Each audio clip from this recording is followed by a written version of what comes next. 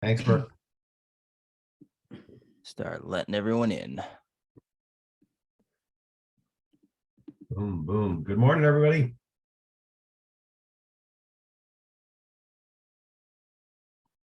Good morning. Good morning, everybody. We just had a little technical difficulties, so sorry about the little bit of a delay, about 5 minutes. We're still on time in realtor time. Yeah, well, unfortunately, that's a true statement. It's myself, Roger Ring, here from Keller Williams Elite in Plainville, Market Center 868. Also, Deb Hayes is prepping up there. She's getting ready and loaded everything up, so she'll be with us in a minute. And she's going to be the instructor today. And Chris and I are in here for support. Chris, where are you located? So I'm physically located in Coral Springs, Florida, but I am the Market Center Tech Trainer for Westford, KW, Merrimack Valley, 614. Okay. What state is that in? Massachusetts. Yeah, we're here in Chile, Massachusetts. Not too bad today. But so yesterday, everybody thought and worked on capturing leads and things of that nature. And today we're doing session 11. If you want to grab your participants guide and get kind of prepped with that, that is the following up with those leads. And, you know, when we capture them, what do we do? How do we follow up with them? And how do we cultivate them into closings, if you will? So what we maybe wanted to talk about is who's got some questions, maybe unresolved from previous sessions, if you will, see if we can help you out there. Again, Chris is a tech trainer, so if you have any questions around command, those types of things on how to do something, this would be a great opportunity to take a few minutes here to kind of go over some ahas or things that who may be feeling overwhelmed, which I'd be shocked if I heard nobody felt overwhelmed at this point, because there is a lot of information. And keep in mind, just to kind of take this one step at a time, one day at a time, and you're building this out, and the whole gist of this whole program for the most part is database, you know, capturing names, capturing leads, capturing information, and building out that database. As a newer agent, that's more or less your 100% focus right there, and going from there. So who's got a question or who has something? Brian Morris has his hand up. Brian, I've seen you here before and you've been great with questions, so go ahead. Yeah, well, I'm brand new to this. In fact, I don't even have my license yet. It's in the process. But my question is, every class that I go to is always about lead gen and lead follow-up and lead. What are the classes that teach you how to be a real estate agent? Meaning what to do at an open house, what to do at a show, and what to do at your first sit down, how to do a closing. Where's that information? So that's all coming up in the transaction section. So that'll be in the next third, if you will, or fifth section. Winning with sellers. If you look ahead, win with sellers, win with buyers. Those are all about the buyer consultation conversation and the selling consultation conversation. Transactions, closing transactions, clear to close, negotiating offers. That's all coming up. But keep in mind, actually, it's a great observation by you, Brian, in the sense that you kind of hit the nail on the head. What is being a realtor? That's a part of it, an important part, of course, but the most important part most people generally miss is that piece that is the database. It's where do you get these leads? If you think of a lead, if you don't have leads, it doesn't even matter if you know how to do the other things, because you won't have business.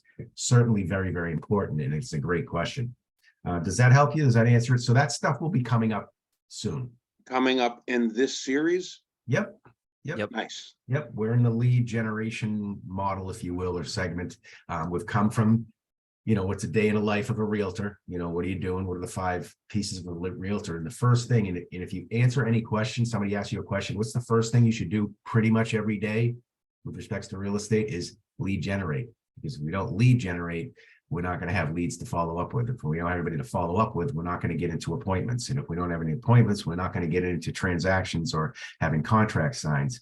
And if we don't have any of all that, then you don't have the closed transactions or money, if you will. Does that make sense to you, Brian? It does, and I'm excited. Can't wait to learn all that information. And I Yep. plan on doing a lot of door knocking this year. I think I remember that. You mentioned that in one of the sessions. You're all excited about door knocking. So that's a door knocking conversation or door knocking script, if you will. And that's, if you were practicing that in practicing the old how to get a lead or how to generate a lead, all you guys need to be doing out there is out there asking and letting everybody know, and they talked about, the 19th Connect yesterday. That's that component, if you will, that suggests that, hey, I should be out there letting everybody know I'm now in real estate. And when somebody raises their hand, so to speak, that's a prospect now. So I've lead generated, letting everybody know and saying, who do you know who might be thinking about buying, selling, investing that I can help, and coming from, authenticity and curiosity, right? I'm just looking for somebody I can help out there. And who would you might know? And when you do run across somebody, would you let them know about me? Because I use that passion and enthusiasm to express to people, and they will actually volunteer information. And they say, well, I'm not, but my niece is out looking. And then it's connecting to that and asking the next follow-up question and going, hey, would you mind letting me connecting with your niece? I'd love to help her. I remember her. I met her at a party, 7 months ago, whatever the relationship is, if you will, and then going from there. So you're learning it in the beginning, which is that lead generation, and then coming up will be, things to that nature. And Chris might be able to expand a little bit about where you might want to look if you want to get ahead of yourself a little bit. The listing presentation, where you can find that, and the buyer's consultation. That's all in Command with Design. And I'll let Chris take from there. It looks like Deb might be ready. Yeah, I had a little bit of trouble on this end. but I'm okay. Do I need to be made host so I can screen share, or how are we going to do that? Yep. Or unless Chris wants to screen share the slides, that'd be fine. Let's see. You are co-host, so you can screen share unless Okay, you'd let me like just me to make sure I handle got the that. right one. Perfect. All right, let's see if I got it Thank you here. for that question, Chris. That was awesome. Sorry, say that one more time. I'm sorry, Brian. I meant to thank Brian for that. Oh. It was a great Mhm. question. Yep. Hopefully that puts people a little bit at ease. Yeah, you're learning the pieces as we move through this whole series. What's your screen look like? Does it look okay to you? Yep, it's your slides. All right, sounds like. All right, anyway, so thank you for your patience. I appreciate it. A little off schedule today. Can't blame it on the snow, where it's a beautiful sunny morning.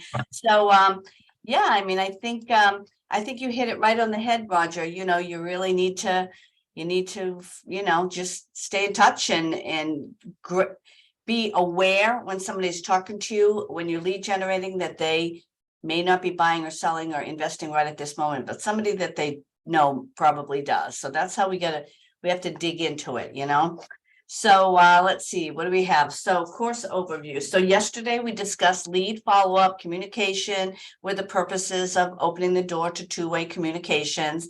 So today we're going to talk about what happens next, really. Once you get a response from a lead, your goal is to convert that lead into what? An appointment, right? After lead generating, lead conversion is the most business critical activity you need to master. Would you agree on that? If you don't, it's like if you don't have appointments, you won't have buyers or seller agreements. Without agreements, you cannot have any sales contracts. So it's really, really all about getting to that next level, right?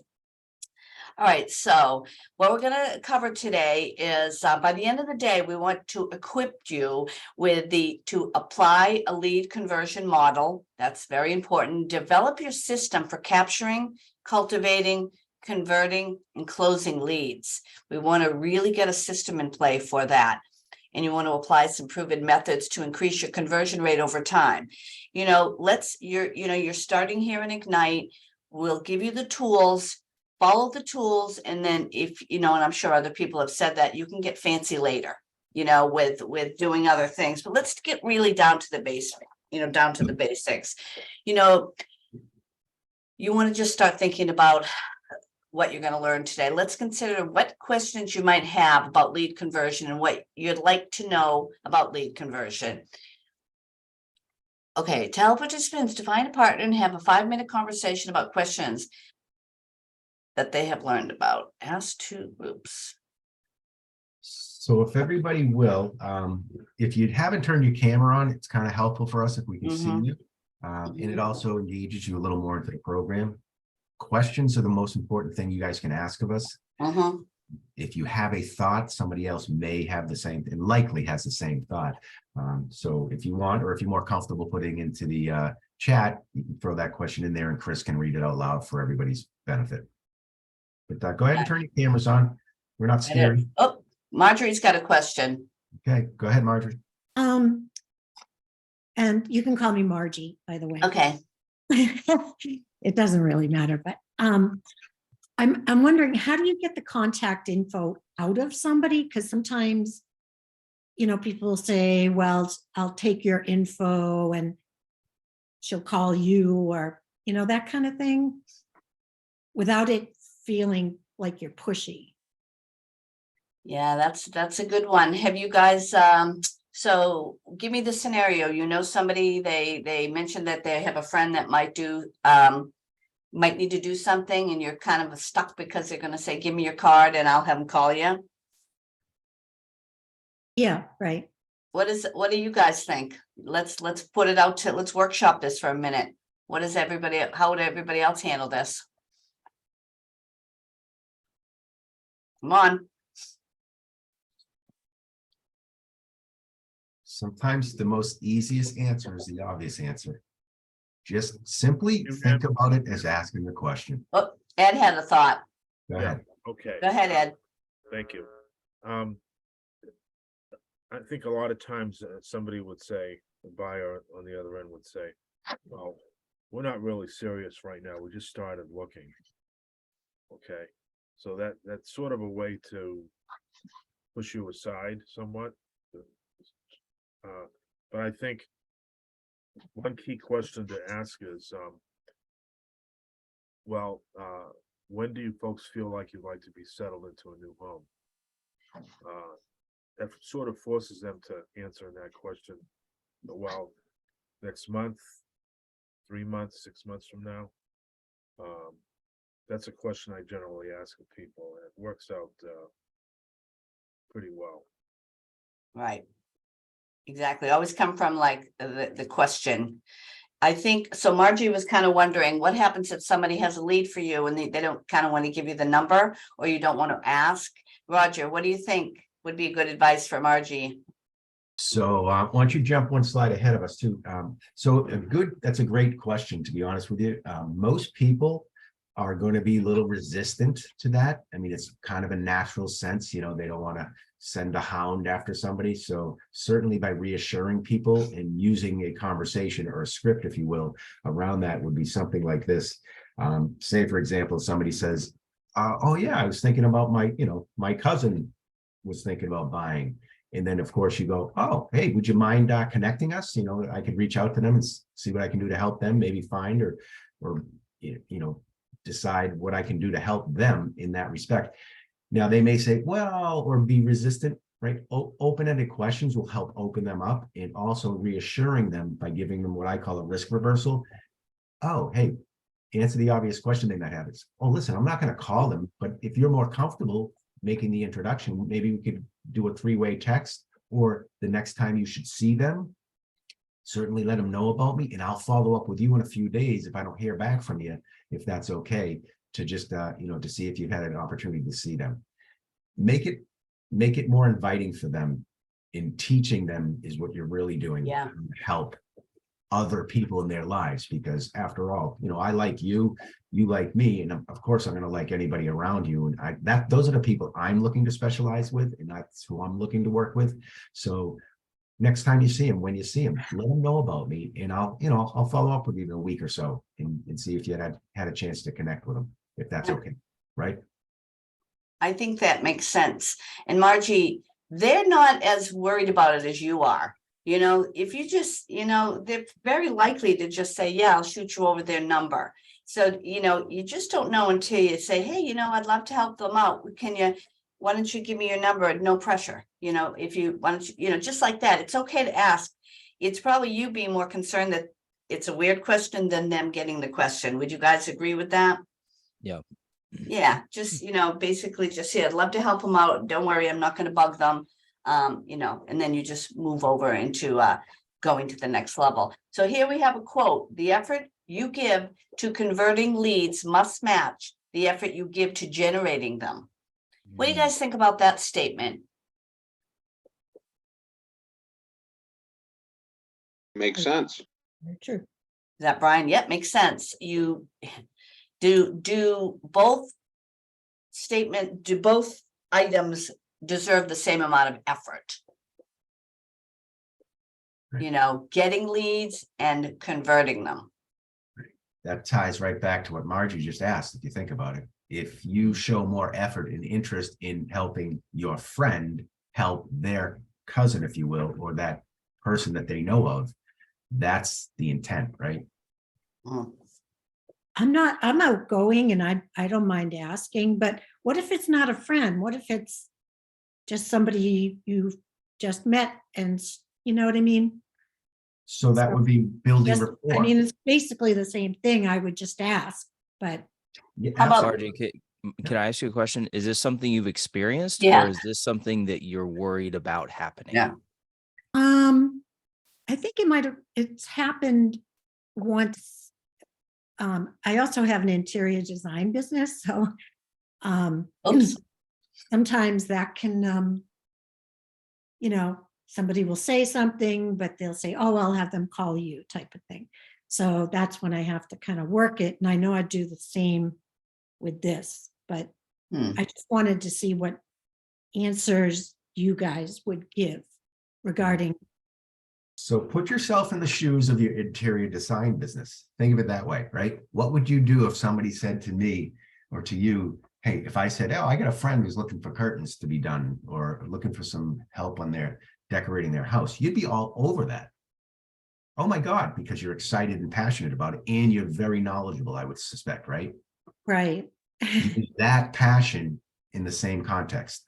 Mhm. My God, listen, I run an interior design business. I'm in and out of houses all day long. And, you know, you mentioned your friend that's looking to buy a house. I also hold a real estate license too. You may not realize that. I would love to help them out as well. Mhm. Yeah. And then, okay, I'll let them know about you. And then that's that follow-up. All right, cool. I'll follow up with you in a few days to see if you've connected. You want to stay in control. It's the same thing when somebody hands you, you know, you're handing your business card. I'd prefer, you know, hand them the business card and say, I will follow up with you. How about throw your business cards out the window driving down 495 and ask people, you know, get their phone number and say, here, give me your phone number and I will follow up with you. That's a joke, but you know, people Well, sometimes get stuck with that business card thing. Just ask people for their phone number. You know, say, hey, let me grab your number and, you know, I'll be able to follow back up with you. I like that analogy, Roger, bringing it back to her. You know, you're interior designer, you're so ready to go forward. Maybe it's just because you're a little bit new, you're a little tiny bit hesitant, but don't let that slow you down. You know, be confident in who you are, and it'll flow through much more. We're our own worst enemy, I think, sometimes, or maybe I'll speak for myself. So the lead generating process. I know you can look in your participant guide on this. I'm not sure what page it is. But consistently getting every possible appointment from the lead you generate isn't complicated, but it does require preparation, practice, and purposeful action. What is that? What is 6 personal perspectives? Is that E to P right there? You know, let's be very, very purposeful with our lead generating, you know, what do you do when, never mind, I was going to say something else, but so let's look at this little chart here. So we're capturing the lead, correct? We're going to connect, we're going to cultivate, we should have a pointer, and then we're going to close them, right? So how does everybody feel about that particular piece? Capturing. What are we capturing with a lead? Their contact info. Absolutely. Perfect. You want to gain as much information as you can. And what is a healthy contact? We all know they probably started this on day one. First name, last name, phone number, email, address, birthday, the whole nine. Okay, and then you move into connecting, building a connection, a connection, gaining information, building trust. Now you really got to connect with them. And then you want to cultivate and really work for, you have to be coming from contribution. You want to, you're not selling anything, you're offering to help. That's really all we're doing here in this real estate business, offering to help people. And what happens when the conversion steps do not result in an appointment? What do you do then? What do we do? We Follow work up. hard, we got all the, what'd you say? Follow up, Okay, and how? you contact them again. How much? How often?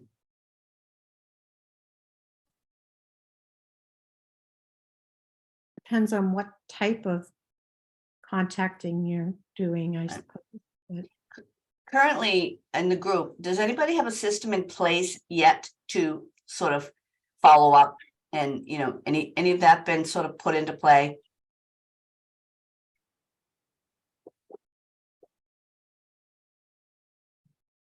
So I've done the smart plans. I have the neighborhood nurturer, and I'm gonna add birthdays and some of the other ones as well.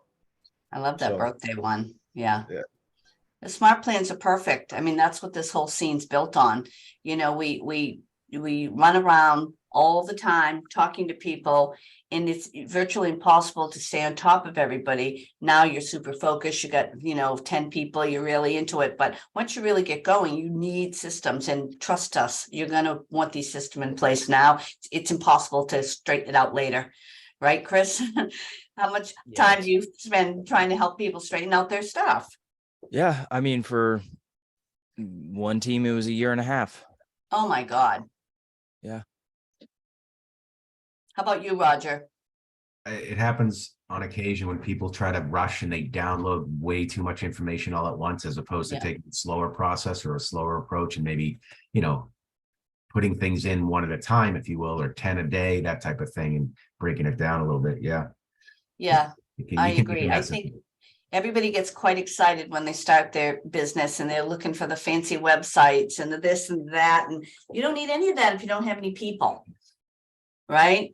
You know, you definitely, and you all have people. You have a phone and you have a bunch of people, 100, 200, 500 people in your phone. Let's start with that. Get that DTD2 going, and just, I'm a really big believer in that particular system. I don't know if they put Oh, I that love it. in. Yeah, that's just the easiest thing to do. And it's just part of the getting organized. So, okay, we've got possible business, probable business, and profitable business. What do those things mean to you guys?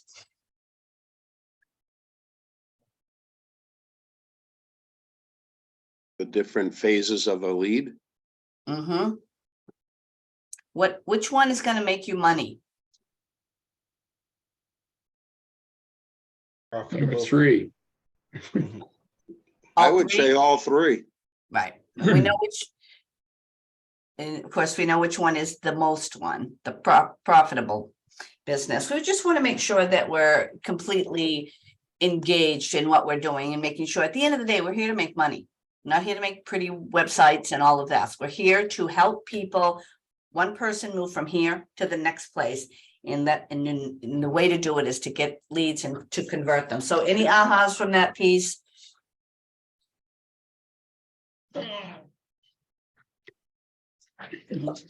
Huh? Stop drinking my coffee. The entire process is important. Yes. Who said that? I didn't see. I can't see everybody on the screen. Brian Morris. Brian.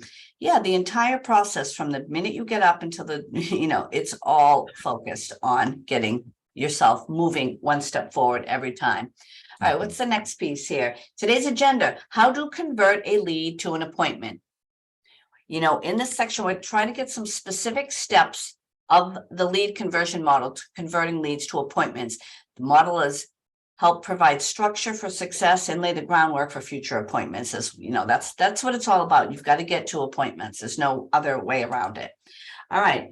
So capturing is defined as collecting the minimum amount of valid contact information of a potential seller. Again, we're gonna just go back over this again. We're gonna capture. It's a simple, at its simplest, capturing is collecting the minimum amount, all right, of information. And this should include, and we're gonna say this all through Ignite, first name, last name, address, email, birthday, what kind of dog they have, the whole thing. Get as much as you can. Remember, you're nurturing these people. They're not going to care about you and what you know until they know that you care about them, and that is a true statement. And the more you're really connecting with people, and obviously we've got our command, we can keep all of our notes and keep track of everything.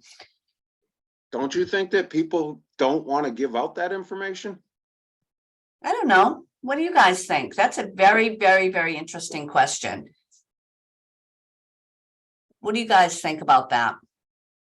Sometimes when people are put on the spot, they just kind of give it out because it's easier than saying no. Oh, that's interesting, Amanda. What else?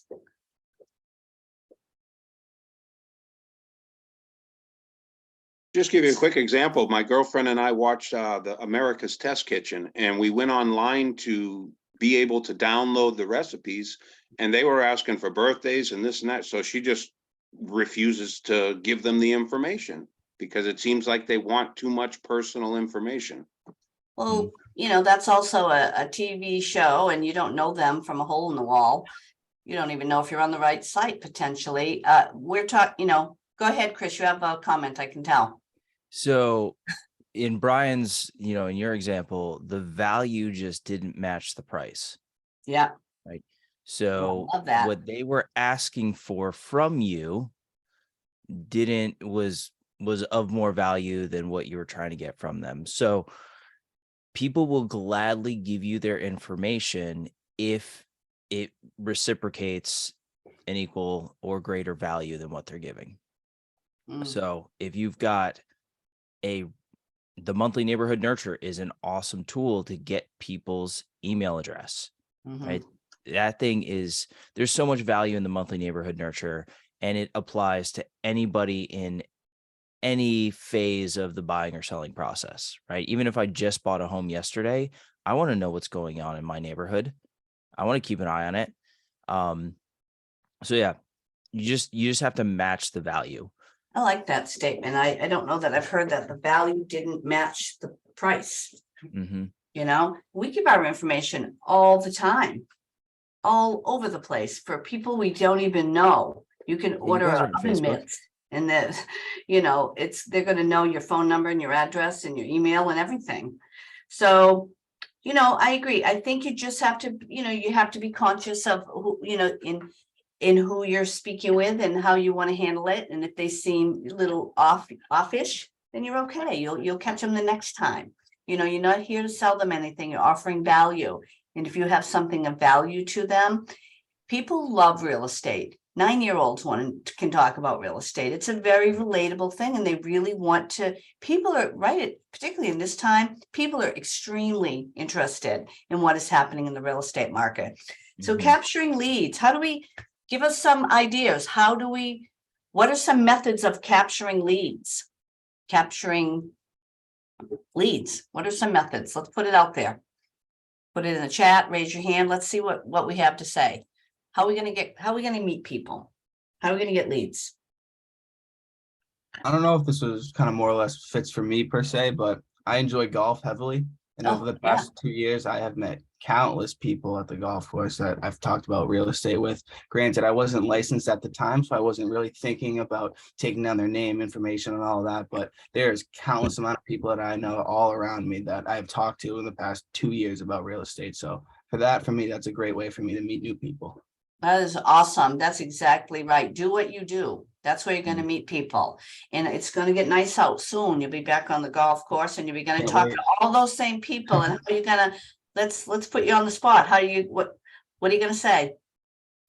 I don't know. I think I'll just reintroduce myself, tell them that, ask them about their jobs, get that conversation going. They'll ask me what I'm doing, bring up real estate, see how they go with that. Ask them if they know anybody, if them themselves are looking.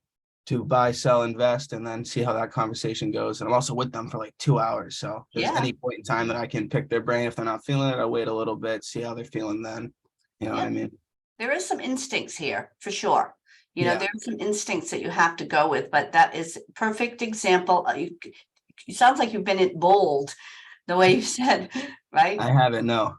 Yeah, that the tone was very much like that. So that's awesome. That's exactly, go do what you do. Who else? What's some other way to get some leads? So we got a couple in the chat. We got Okay. Facebook, local events, class reunions, Oops. birthdays, vending fairs, sports Ooh. events. There's another comma after sports events, but no words. So I don't know if there were more ideas after Yeah. that, but Yeah. um, All of the above. mhm. Camden, don't do it when they get a triple bogey. Do it when they get a birdie. That's what I mean by timing. You got to pick your spots. Or Right. on the 19th hole.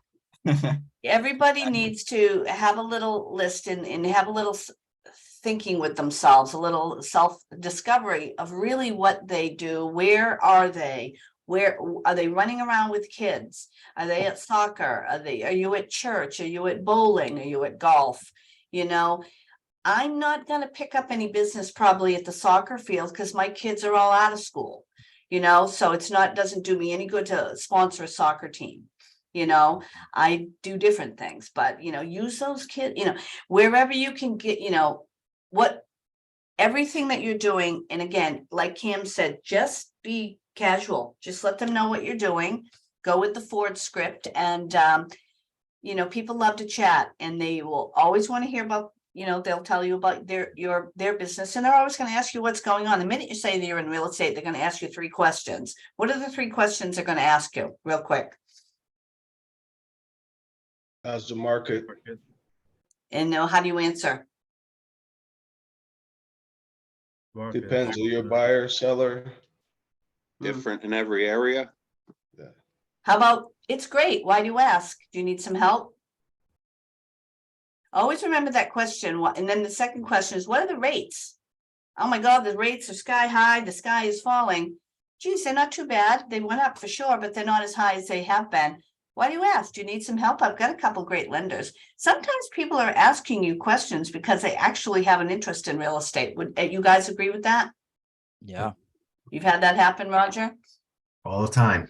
What's going on with real estate? And sometimes you drop the ball and sometimes you pick it right up and you just get, you know, it all depends. What are you interested in? Somebody just alluded to Yeah, it. you need. Buying, selling, or investing and.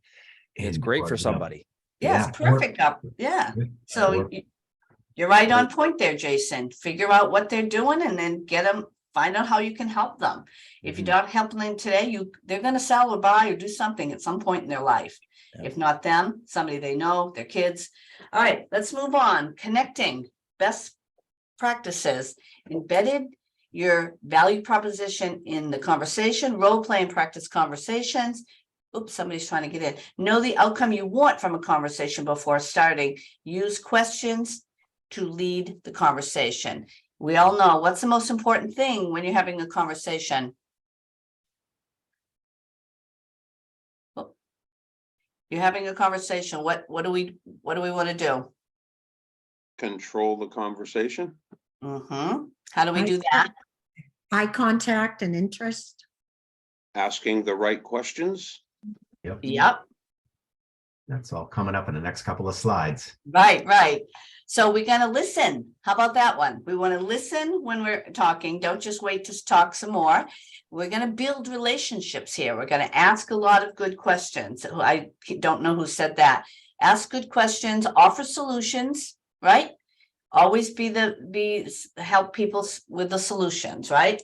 All right, let's move on here on this one. All right, 6. I love this one. We teach this all the time. You've heard this from ever. 6 connecting questions. Who, what, where, why, when, and how. And you've all heard that with everything in your life, right? So who are they? Why do we care who they are?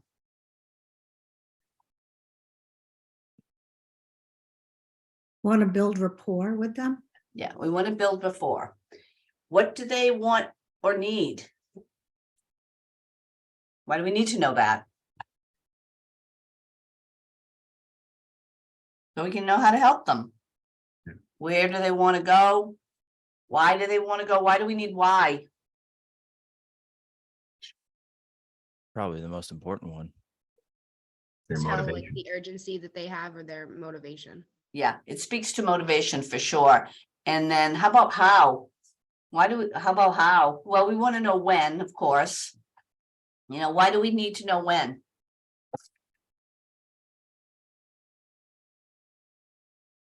Time frame.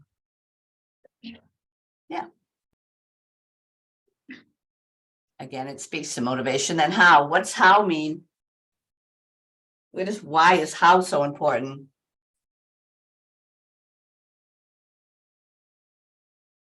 Because you can be the how. Right, that's where we come into the table. We're the how.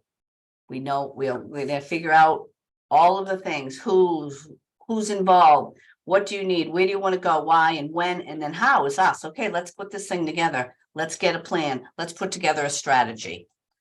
Right? Cultivate. You can't know or predict when they will come to the decision, but if you're reconnecting with them in a systematic way, you'll have a great chance to be there when they do. That's when you will be able to close for an appointment. That's out of shift. So your goal in using the lead conversion model is to move immediately from capture to connect to close. However, you'll find a small percentage of leads that won't be ready to convert to an appointment.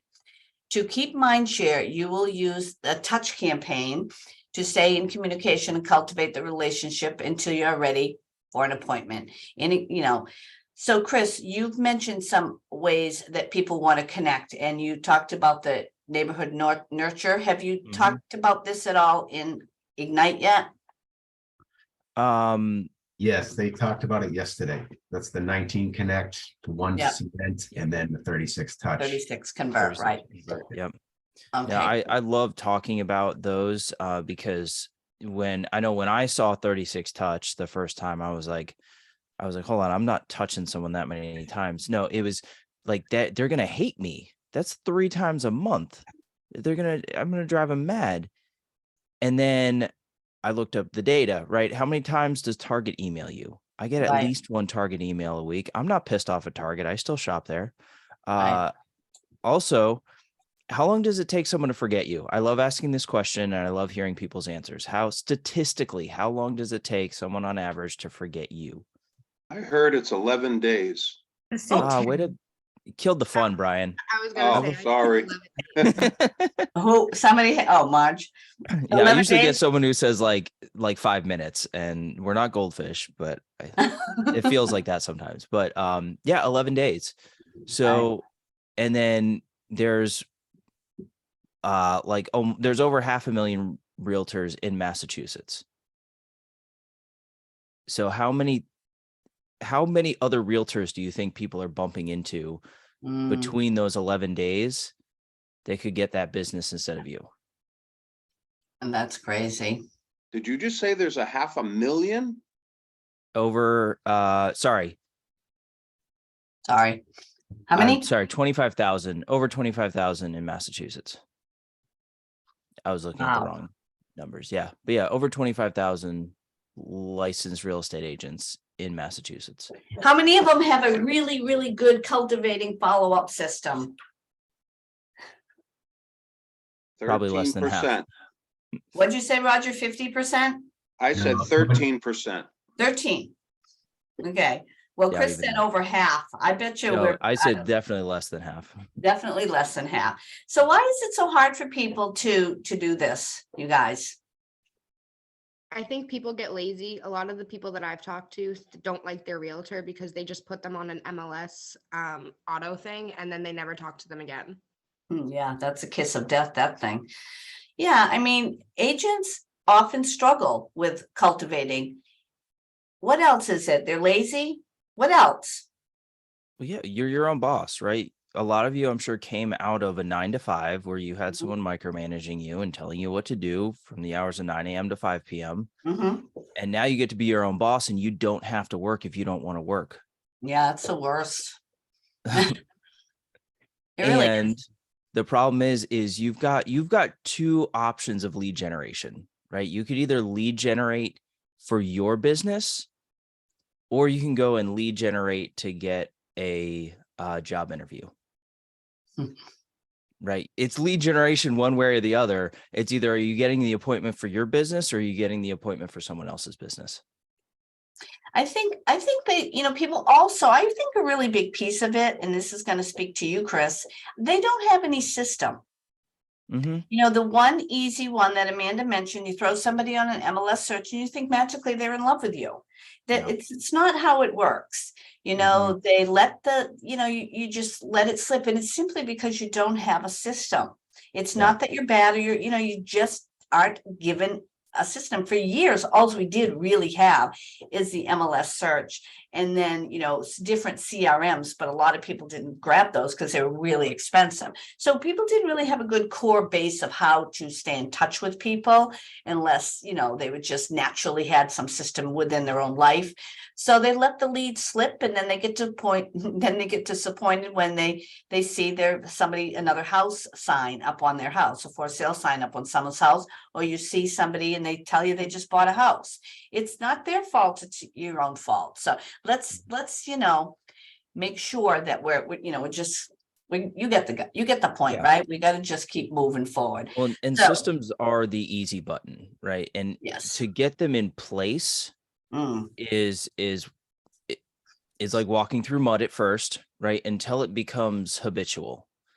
And then the beauty of that is that you're no longer spending mind share or mental energy to do the things that you have to do. They just come naturally and habitually, and it's second nature. And you'll find that after 66 days of doing this, it's going to be like, you're going to wake up and feel weird if you don't do it. Exactly. Once you get the habit of it, and it's a habit, it's all it is. Mhm. We're extremely habitual human beings. So once you get rolling on it, that's why I kind of like that DTD too. All right. So when asking for appointments, which format do you think is most effective? This is real quick, interesting. What do you guys think? What's the strongest and what's the weakest? I would think in person would be the strongest, but they all look important. Mm-hmm. That would be correct. What's the most important though? Oh, well, Phone call? All of them. So, well, you hit it right on the head. Your first answer was correct. In person or the phone call. Yeah. And then following up with the systems can be emails and the Yeah. other. When asking for the appointment, in which format is the most effective? Typically, and nobody likes it, but it's a phone call. Sometimes it's a text message that says, hey, do you have a quick minute for a call? I learned that from somebody. And I think that's a great tool for I only like to text, and my people only text. And there are people that only text. So you have to get permission a little bit. Hey, do you have a minute, for a 5-minute business call real quick? And not everyone says, sure, give me a call. Literally, unless they really can't. But in general, everybody will say yes. So personal touch will win the game every time. And the least way to get an email is get an appointment is, what do you think? The weakest option.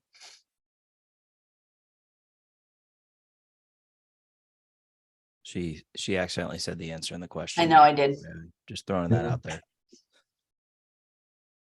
Come on. The email? Yeah, email. People are remember when email was cool and fun? Now it's just a nuisance, and people just forget it, Yeah. Yeah. So let's get on. Emails mindshare is a mindshare tool. It's not a conversion tool. It's tough. Oh, Have you guys heard the term emotional proximity? Ooh, I like that one. Go ahead. Anyone? So emotional proximity, this is I love talking about this. It's probably the most important thing, one of the most important things you guys can focus on in your lead generation. And the emotional proximity is just how close you are emotionally to this person. And if you go back to the one slide, Deb, Sorry. yeah, just if you kind of rate these on a scale of 1 to 10 or just even 1 to 4 on the emotional proximity in person, you're going to have the closest emotional proximity to a person. Mm, Email is as far as you can get from emotional proximity. All right. People don't make decisions purely on logic, right? Logic makes you think, emotions make you act. And we want to distance ourselves from that emotion naturally just because it's a little uncomfortable, right? mhm. To get into that. But it's once you get into emotional proximity with someone that you're able to convert and influence. Exactly. Well said, Chris, and that's exactly right. So we got a couple. of Margie's takes- got her hand up. Yeah, Margie, what do you got? Where does social media kind of come into play in here? I'm gonna throw that to Chris. Yeah, so I would rank social media just above email. And it really depends on how you use it. Say I would rank Facebook Messenger the same as text message. It's just a different platform. It depends on how you're engaging. It is definitely something important for your business. And again, there's two things that we're focusing on here. One is going to be mind share, and the other is going to be conversion, right? Facebook is a great thing to capture mind share. It is not a great thing for conversion. Email, decent at mind share, terrible at conversion. Mhm. So you have mind share. What's the other thing? Mind share and conversion are really the Right. two things we're looking at here. Right. I think social media, if it's done well and you time block yourself to do it and you can get some engagement, don't just go on and like everything. That's not really going to do anything for you. Private message, DM, whatever. That can create a good two-way conversation that can absolutely result in a Mhm. appointment, in an appointment, but you got to time block it.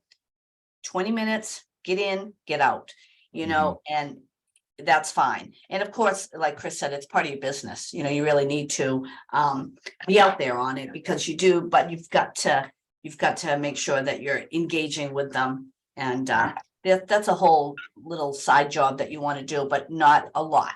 Your best bet is face to face with people for sure. All right, let's go to And this just quote. while we're on the topic, super quick. Yeah. You want to follow the 80-20 rule as well with Facebook. 80% personal, 20% business. I see some people that I just can't stand because everything's like, hey, I'm a realtor. Hey, I'm a realtor. Hey, I'm a realtor. I'm like, yeah, I got it the last 3 posts you did this week. So Right. I think it's funny. There was one that said it was a about a plumber. Plumbers never go, oh, I fixed this thing today and I fixed that pipe today. Yeah. They just don't do it. And you're right, Chris. I like that 80-20. Everything in life is the 80-20 rule, right? Yep. All right, we've got a quote here from GK. In the end, if they can meet and have a good enough reason to meet, they will meet. Oh boy. And if they don't, they won't. And that's okay. You really don't care what their answer ultimately is because you're not getting people to do anything they don't want to do. That's true. You're just going to ask and respond until they agree that meeting with you makes sense or it doesn't. Either way, you both win. I kind of hacked that, but what do you guys think of that? So I miss with the OG, like the Ignite 1.0. We used to do affirmations at the beginning. And one of my favorite affirmations was, I always come from contribution. People will welcome my call. Yeah. And I love that perspective that I'm here to help people. I'm here to contribute to people's lives. Mm-hmm. And I'm picking up the phone to find that intersection between my desire to help someone and someone's need for help. Mm-hmm. And giving value that matches the price. Mm-hmm. Perfect. So you're so wise, Chris. Oh, thank you. Wise man. All right. No, that's exactly right. And I heard another quote from, I think the first day of Ignite. I have a brand new agent in the office just out of high school. And I think it was Tiffany that said, confidence is a choice. And part of this lead generating is that piece right there. And, because he's just out of high school, he just goes, okay, we're sometimes our worst enemy. Just get out there and go for it and you'll be fine. What do we have for ahas here? What do you mean by confidence is a choice? What do you think I mean by it? Well, I don't have any confidence right now because I feel like I don't know anything yet.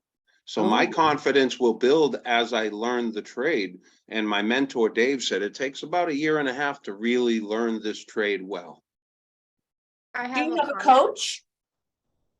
A coach, yeah, Tony, but my mentor, Dave, told me to call him first. So basically, I'm strictly dealing with my mentor. Okay, well, the reason I meant a coach or just somebody in your market center, get some business and somebody will help you. Don't be worried about the lack, sort of, I don't know everything. You won't. I'm not gonna even tell you how long. I'm still learning. You can't know it all. Just once you get a piece of business, your mentor, your coach, somebody's gonna help you walk through it. And I hear that a lot, Brian, I feel you. I felt that way myself.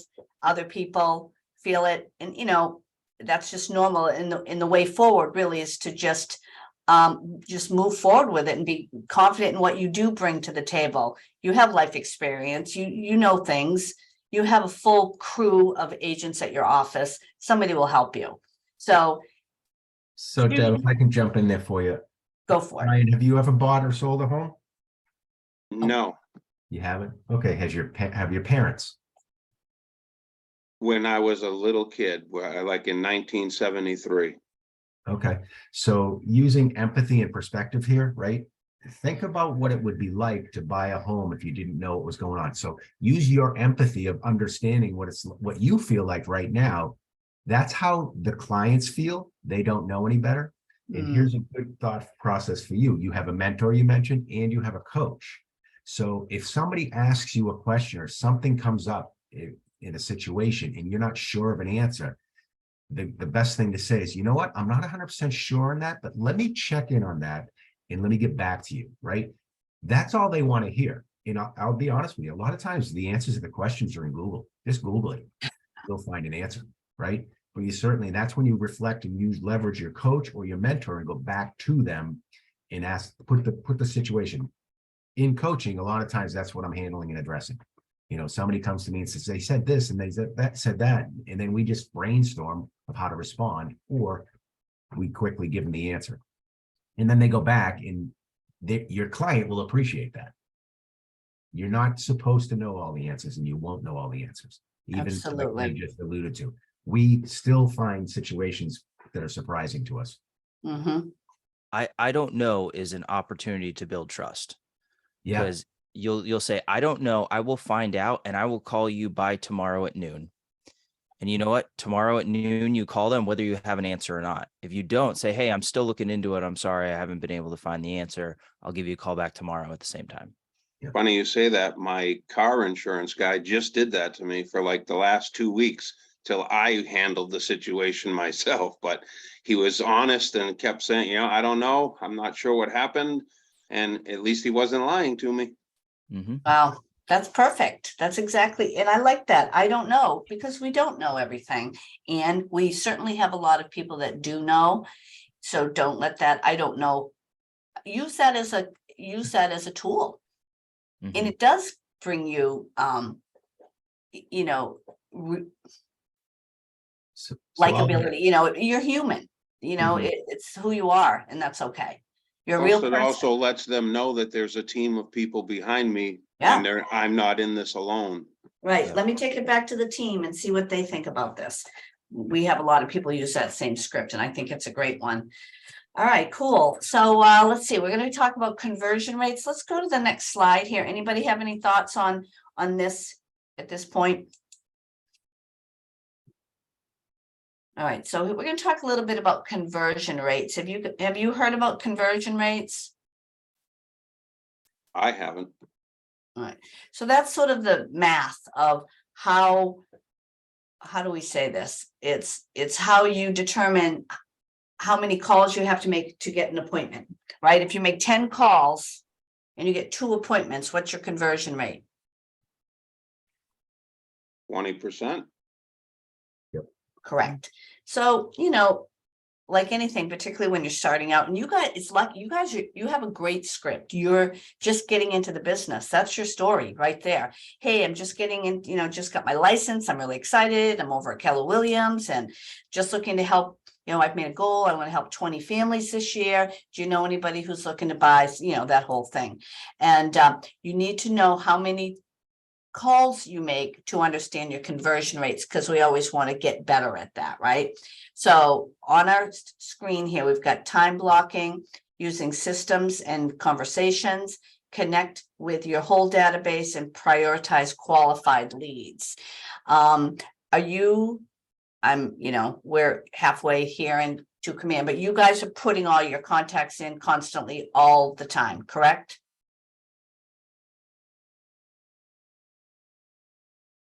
I think Marjorie said yes. You're calling everyone. How many people are making calls every day? Can be honest. Show of hands. Show of hands or throw it in the chat. I see some shaking heads. I appreciate the honesty. A bunch of bobbleheads. Uh-huh. Right. Gonna- So, once you understand your conversion rate, you can get really into that entrepreneurial to purposeful piece, Do you remember that from day one? Let's, everybody's entrepreneur. Now we want to get into purposeful. This is what you want to do, right? So how do you time block? And are people time blocking? Time blocking is the muscle you just have to learn to use. What's the best time to do lead generating? It depends, but a lot of people like doing it in the morning, but I think afternoon can be better. Like, I think it varies on who you're contacting. What do you got? Who else? What's the best time to lead generate, to time block for lead generating? People's lunch break, maybe? Okay, interesting. Lunch break, morning, afternoon, evening. Anybody think? I think the answer is the best time is the time that you pick and you put it in your calendar. Mhm. What do you think, Roger? So I agree. So you all were so correct, and you got to be confident to understand. Anytime you do, as long as you commit and do it, right? If you can't do it in the morning, then do it in the afternoon. If you think lunch is the better time, then go ahead and do it. And that's when the conversion rate conversation will come into play with your coach, if you will. So if you're doing time blocking and you're trying to make contacts and nobody's picking up the phone, well, guess what? Your conversion rate is going to be real low, right? That's what that conversion rate is going to help you understand. Maybe I should try to move it around. Maybe I should try between 4 and 6 at night and see how that goes. Or maybe I should try Saturday afternoon or Saturday morning, and see how that goes, and move it around and find what works best. But everybody's answers were correct. Some people do it first thing in the morning so you get it done and over with. Right. That's your highest or your lowest weakness. What is it? In the morning, you're most resilient. Mhm. Right. Yeah. You may not realize it, but that's when you have the most energy, and then the day gets on you, and then toward the afternoon, your motivation kind of tapers Right. off. Right. So we're going to time block 2 hours. Is that a good timeline for people? 2 hours a day, At least. at Mhm. least. And who are we calling at this moment in time? As I'm assuming most everyone is new. Who are we calling? Who's got a story out there who has made a phone call and it was either a success or it seemed to go bad? Yeah, Share let's with those if let's you have will. some real work here. Friends and family. Friends and family, yeah. Have you can you relay a conversation you may have had? Could you say that just for a minute? Would you mind? We're all friends.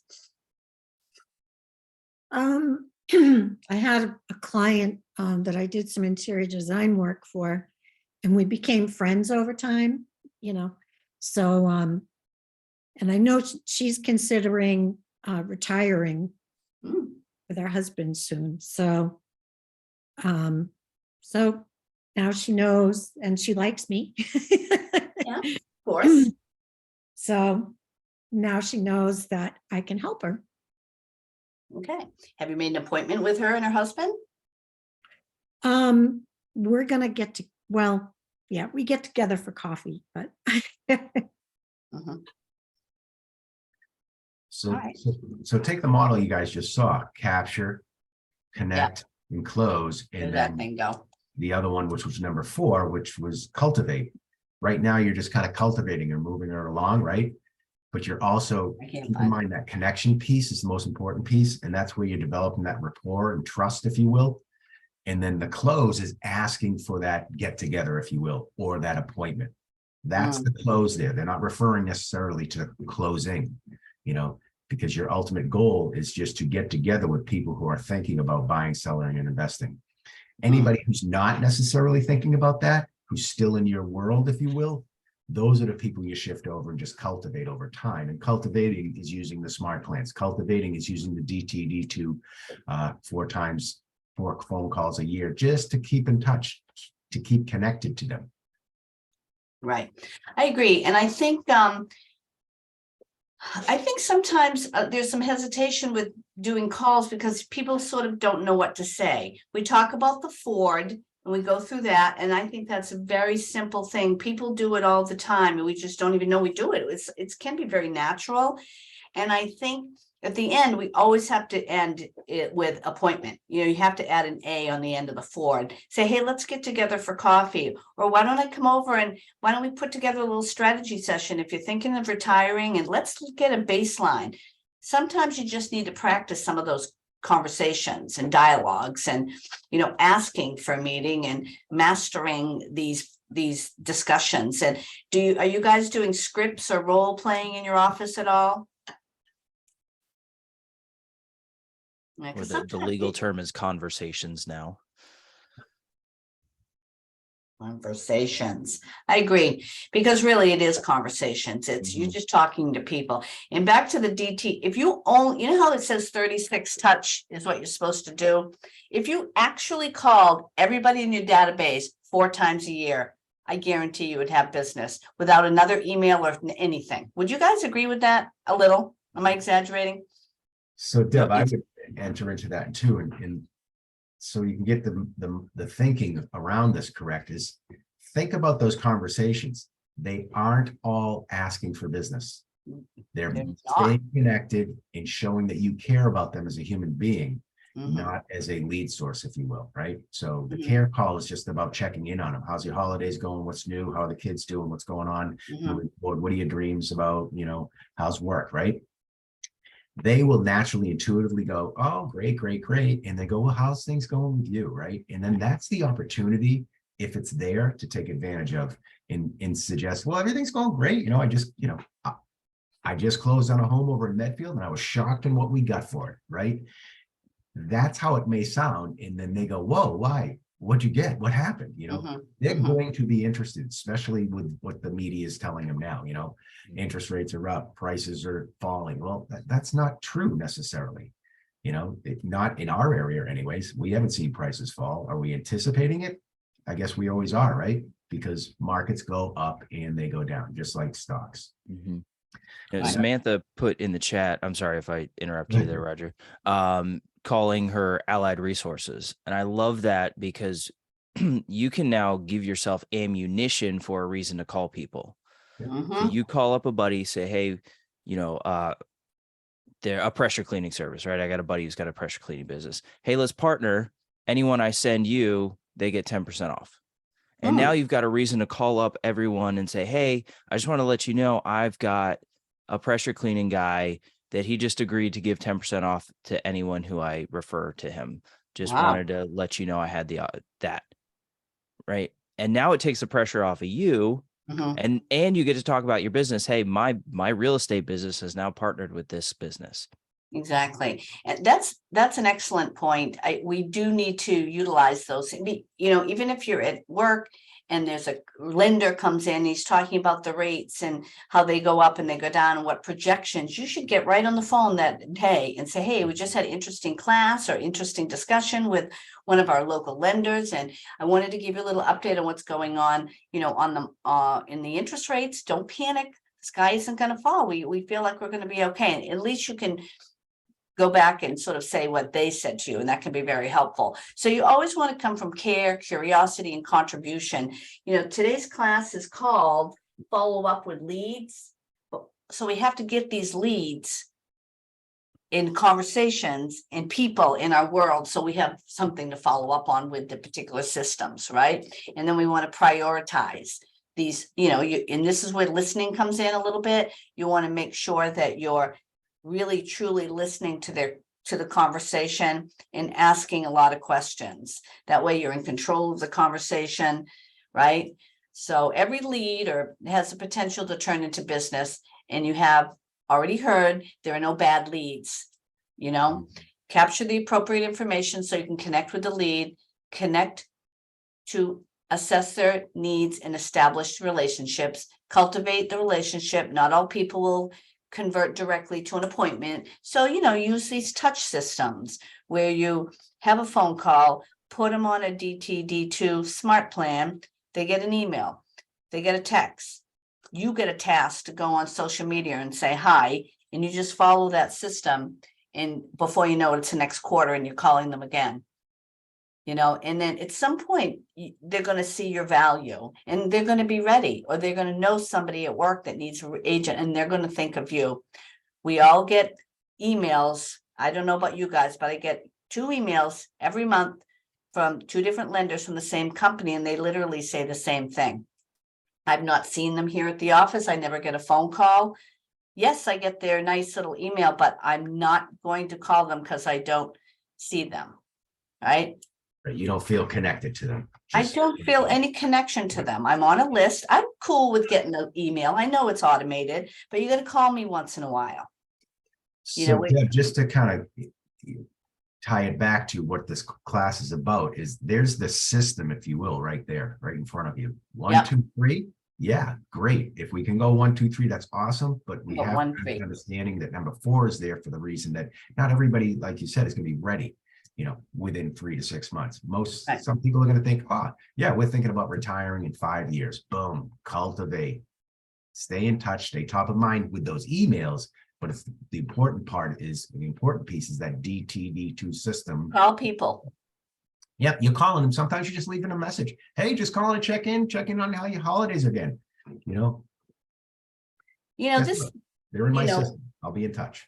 Right, this command system, we're all pushing all over you guys all the time, but it's a thing. It works. Get your people in, get them tagged. And that way, if all your people that like wine or whatever, and there's a little wine special something going on, not so much here, but if there's something like that, you can bulk tag them and send them all, hey, there's a thing at the wine tasting thing at the library. You should go. They're going to get this text from you and they're going to think you just sent it to them, but you may have sent it to 100 people. So let's just make sure that we are utilizing the system, because we all know, those of us who've been around, systems are what makes it happen. So you're going to capture, maybe capture and then close right away. Hey, I heard your friend told me that you might be getting a job in Ohio.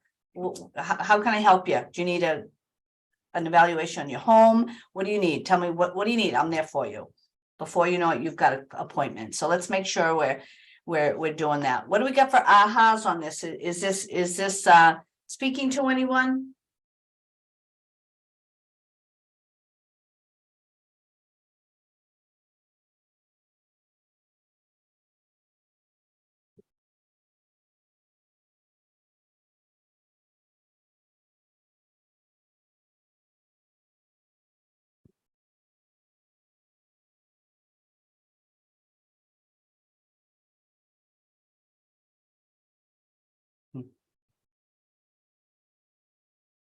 Roger, do you have any ahas?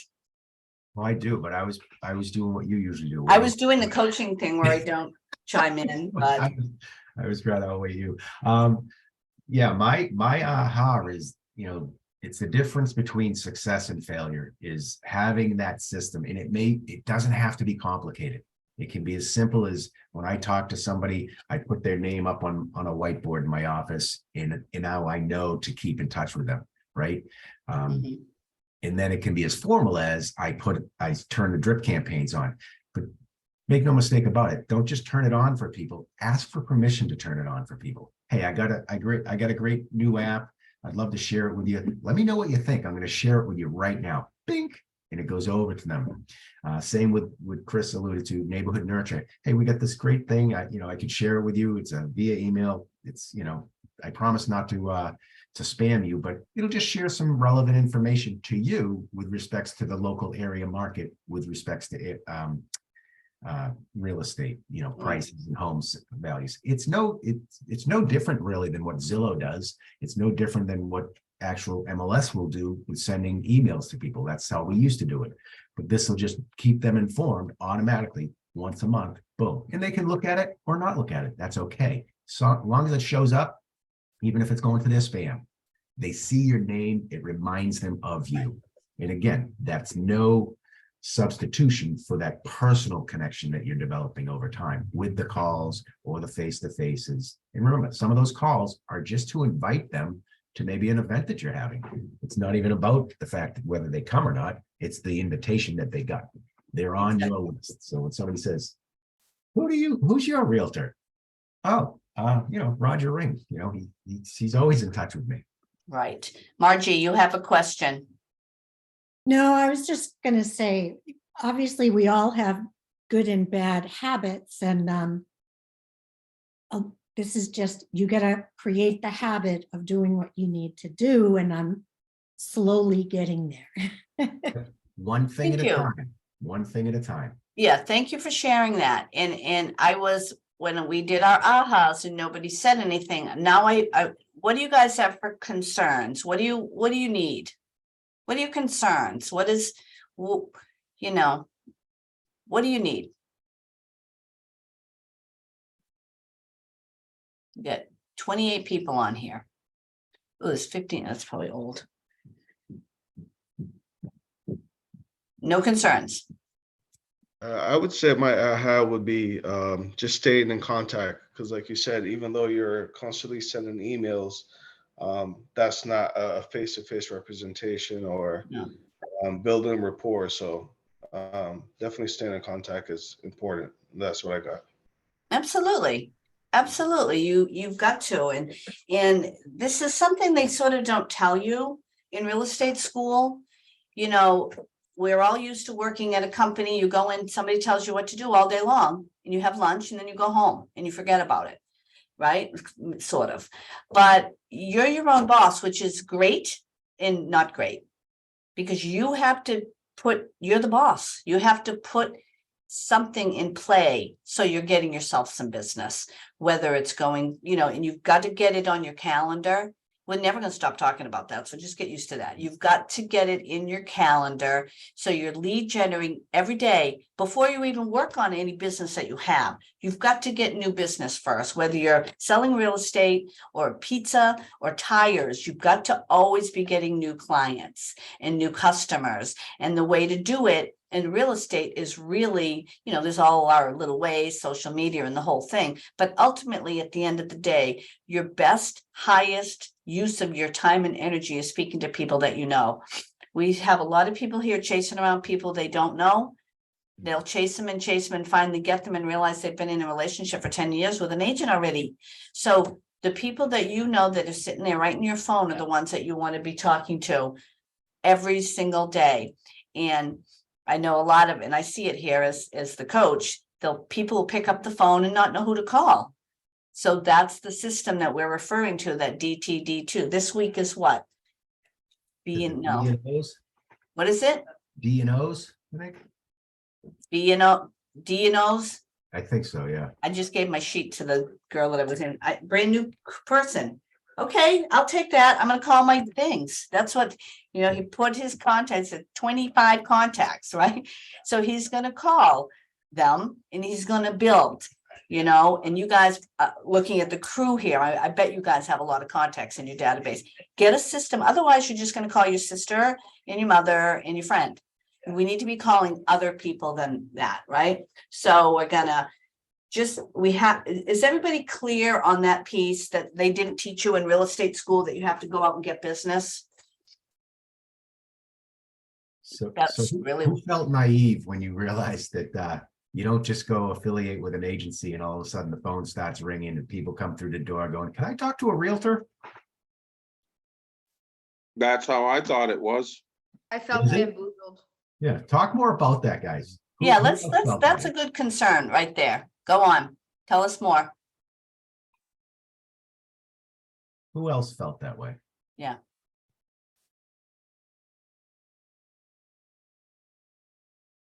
Funny you say that because I went and visited a friend of mine about a month and a half ago who I hadn't seen in about 10 years. And his sister was in real estate for the bulk of her life. She's a lot old. I think she's around 70. She's retired. But I was mentioning, yeah, I'm going to be taking my test pretty soon and blah, blah, blah, blah, blah, blah. And then he goes, how are you going to get the leads? And I go, the broker. Because that's just how I thought it worked, because they didn't even say anything about lead generation during the entire class. I took the Ann Flanagan course. Yeah, Never mentioned lead generation once. So I just assumed once you get your license, the person that you work for, your broker, gets you your leads. That's what I thought.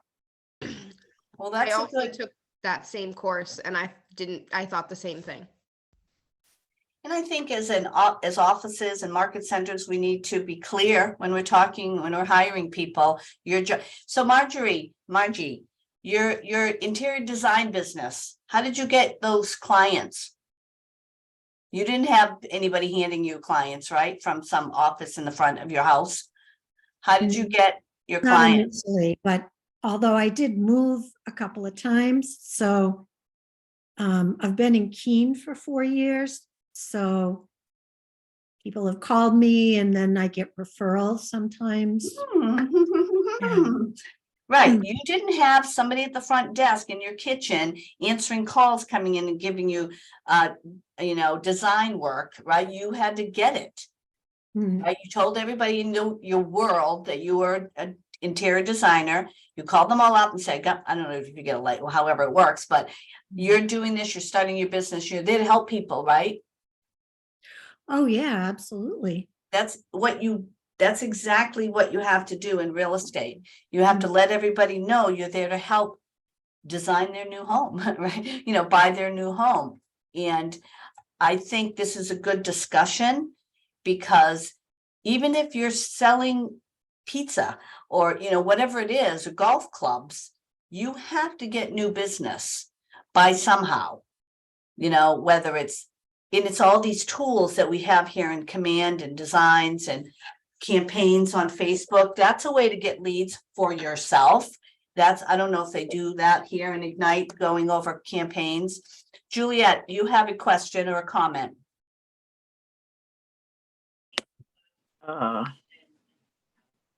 Hello. Hi. Am I there? Can you see me? Yeah, I Yep. can see you. Oh, okay. Okay, yes. So, no one told us it would be this hard work. It's really hard work. I plan to do hard work. That's not a problem. I do have a business and I have over 200 clients, right? Yeah. I never had to call a client for business. They're referred by other clients that I have who is happy with the service. Yeah. And yeah, so I was surprised that there was no leads from the broker. The lead is coming from me, Mhm. So that was just my one surprise. Mhm. All right, so we got other people raising their hand, or I think it's maybe leftover ones. Margie, and I want to speak to this topic. We've got to move forward. We've got some mindset here. We got to shift. Okay. Margie, what do you got? I try to align myself with, like, for real estate and for my interior design, I get to know people at the paint store and that kind of thing. And they'll say, oh yeah, this person can help you choose colors or whatever, that kind of thing. I leave my cards there, that kind of thing. So align yourself with other things that kind of are related to real estate. Mm-hmm. Absolutely. So that would be a consideration of like cross marketing, right? Mhm. I'm using my other business and I'm marketing them with this other business. Right. And businesses do that all the time. So another thought about lead generation is, some people think it's selling. We don't sell the houses. We find the clients, we sell ourselves to them. And we do that through finding out what's most important to them, finding out what their needs and goals are and how we can then help them, achieve that goal. So if you will, think about it. We're actually coaching people through the process of buying and selling homes. Mm-hmm.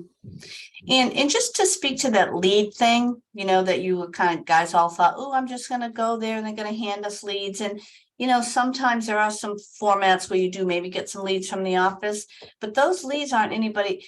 It's much easier to work with people that than starting from scratch. So don't get too in the weeds thinking you have to have all these leads. You have leads, they're in your system.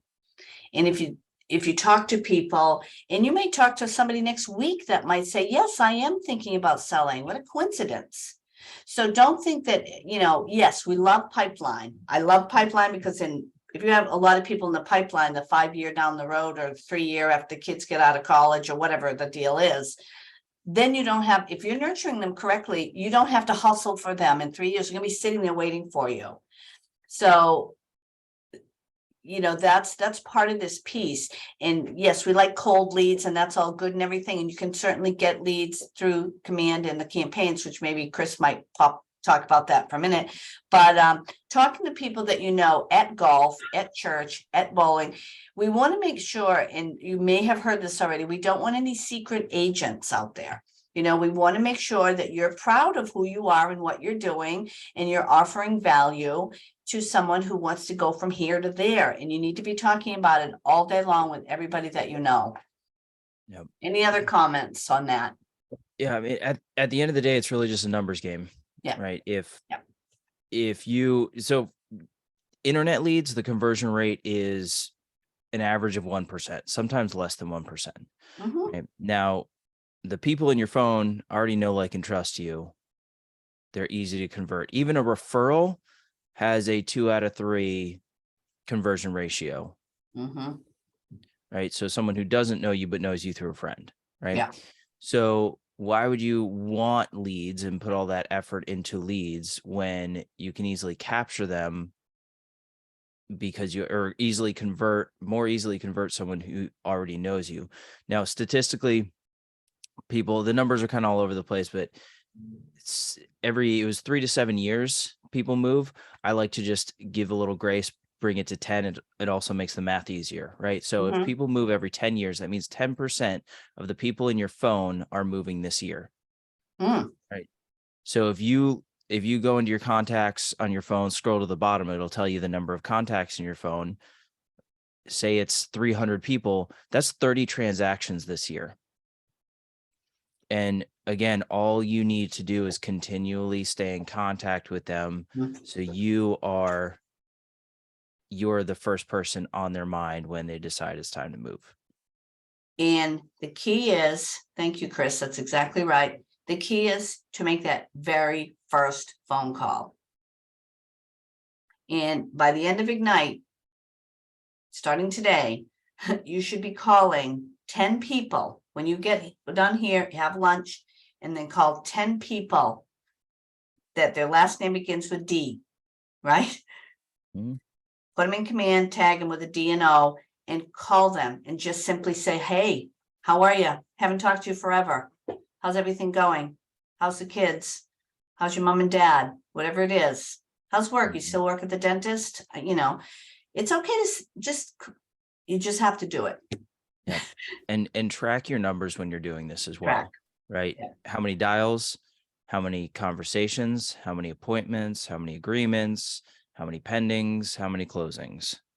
Right. And now once you know those and you continually track those, you'll get to the point where you can say, okay, I need to have a closing this month. That means I need to make 20 dials every day because you know your numbers so well. Right. In you'll be shocked at, it's so exciting when people call me and say, hey, I called somebody today, and guess what? They do want to do something. They may not do it for, until fall, but I cannot tell you how many people call me and say, hey, I called somebody and they want to do something. So trust me, trust us, it works. So let's have some quick ahas here. Let's get some people. Has anybody had their thinking changed today so far in the almost halfway, more than halfway through? Tell me, somebody raise their hand, tell me how their thinking has changed and what ideas or mindsets were new for you. Oh, so Juliet put in the comments, keep in contact is the one thing I hear from all the trainers. It must be the key. Yeah. Yeah, it really is. I love your deductive reasoning, Juliet. That was awesome. And I think all of you guys are probably having that epiphany. Wow, I don't get handed leads. I have to go out and hunt and gather them. And then I have to maintain them, nurture them, right, over time. And statistics, as Chris alluded to, and Deb, it will just start happening over time. Now, if you need to make a paycheck in the next week. Yeah. I mean, you're all working for free here. So let's make sure we're getting some business so that, so who can say what they feel differently about or it was meaningful to them today? Kind of almost the same thing, but how do you feel differently? Does anybody feel differently about this? Good. I liked Or what are you you, said about- go ahead, Amanda. Sorry. I liked what you said about if you see something that maybe a client liked, like a wine tasting or something, to send it to them, because it's not technically like about real estate. So they won't think that you're always shoving real estate down their throat. Absolutely. I really like that. Oh, perfect. Good. We have a good takeaway from this. So, if that resonated to you, then definitely put that into play. Part of Ignite is, or any coaching or anything you do, when you're done, you want to make some action items. Just do one thing different. We're going to go to family reunion. We're going to come out with 8,000 ideas. Let's pick 2 and do them. So every class that you take, I hope you're putting in some kind of an activity that's going to move that lever forward. So how will your behaviors be different going forward? And again, what actions are you going to take? Anybody else have any action that they're going to do? Let's hear about that. And we'll kind of move along.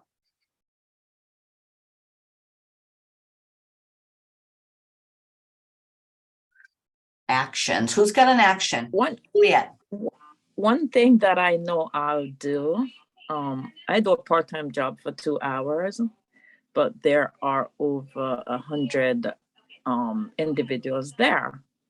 So I got additional business cards. So what I'm gonna do is I'm gonna have a little lunch and have my business cards. I'm gonna make some kind of flyer and have a little raffle and let them give me the information to get a raffle ticket. So I have the information. Then I'll work on calling and talking and have that conversation with them. I love it. She's putting herself out there, out of your comfort zone a little bit. Yes. And you could, and you guys, Roger and Chris are thinking this too, maybe have a lender or somebody come in with you that could maybe pay for the food or, support you in some sort of a raffle item, bring a little value, maybe a super duper mini quickie home buyer 10-minute chat, first time home buyer thing or something, invite everybody, get their names and their things. And if they like wine and the whole 9, and you're going to set yourself up as the professional in that environment. You're going to be the go-to girl for real estate. I think that's great. What do you guys think? I love that. I would agree, and invite all 100. In the worst case scenario is maybe 10 show up, and that's great. Or even 1 or 2 show up. That's just as well. Because now Yep. you can just have those one-on-one And conversations. sort of there's a whole process there, Juliet. You need to find somebody at your office that can tell you, show you how to, there's like a thing. You have to create an invitation, then you call everybody, you create your flyer, you welcome everybody, do the whole thing, and then afterwards you thank everybody for signing up and call people that didn't show up and say, hey, I know you're busy, but just so we had a great thing, I'm going to do it again. Let me know if you have any topic you'd like me to do. This should be a running thing that you do.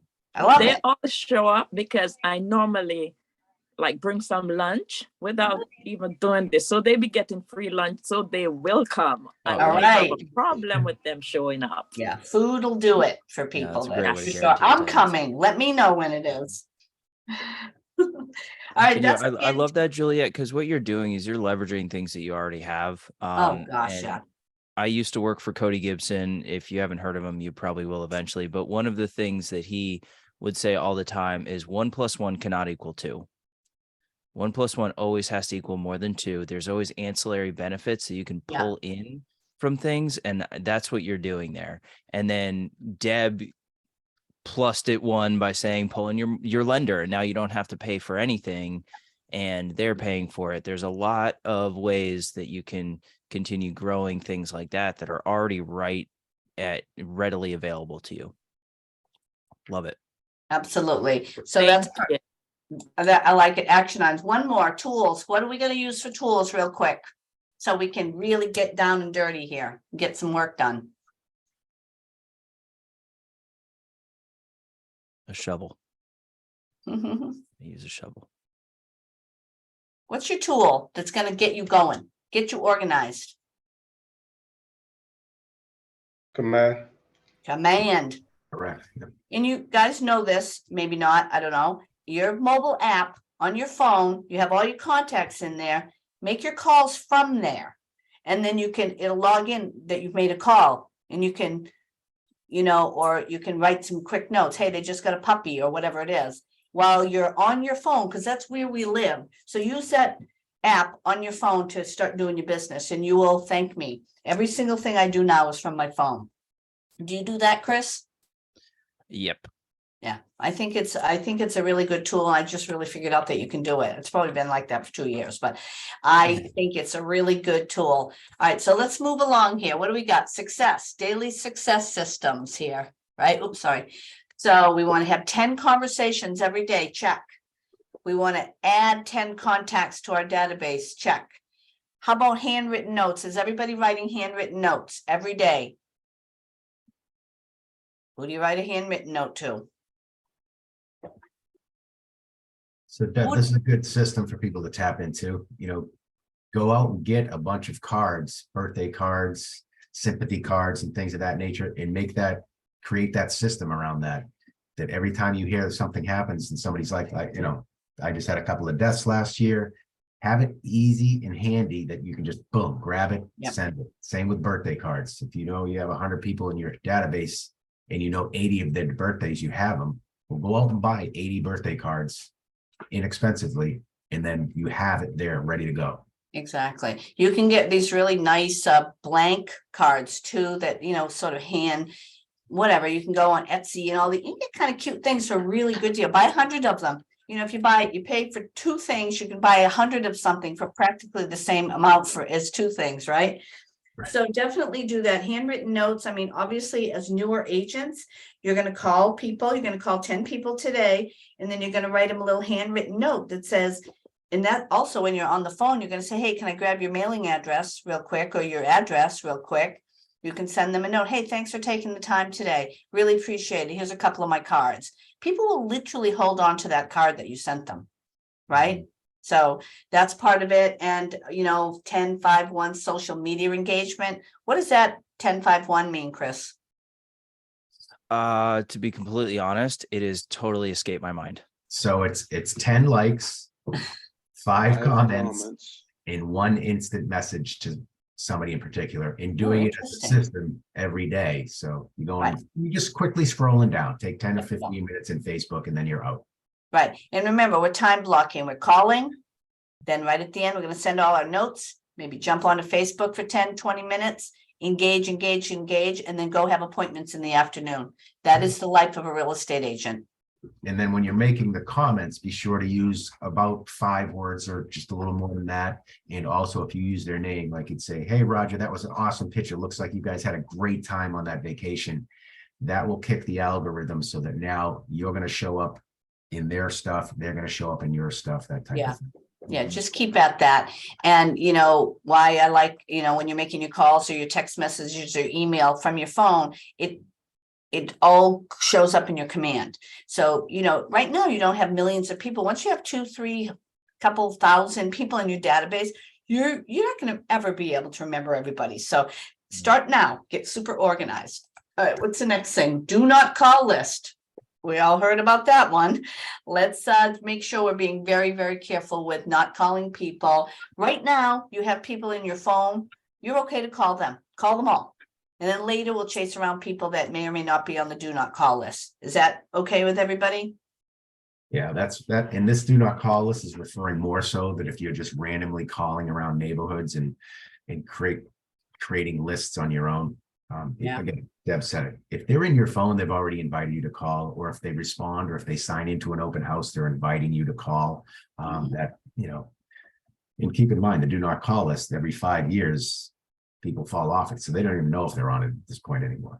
And just be curious. you You fall get off somebody. Yeah, I think it's every 5 years you got to put yourself back on it or something. All right, If you're doing any- cold calls, where do you get the numbers from? How do you know what phone numbers to call or to not call for that matter?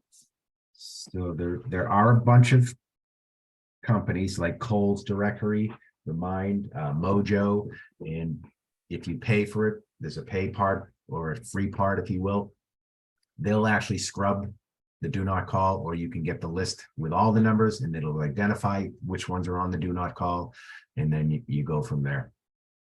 Yeah, You can it's- sign up for up to 5 area codes for free from the FTC to be able to get that list every month of who is on the do not call list. Again, it's your responsibility to cross-reference it. There are like scrubbing services, like Roger said, that Mhm. will do it for you. Right. And check with your market center. They may already subscribe to it. Yeah. Mhm. And you can jump on that. They do, they don't. It's hard because they're really expensive and they're not very easy to work with. Yeah.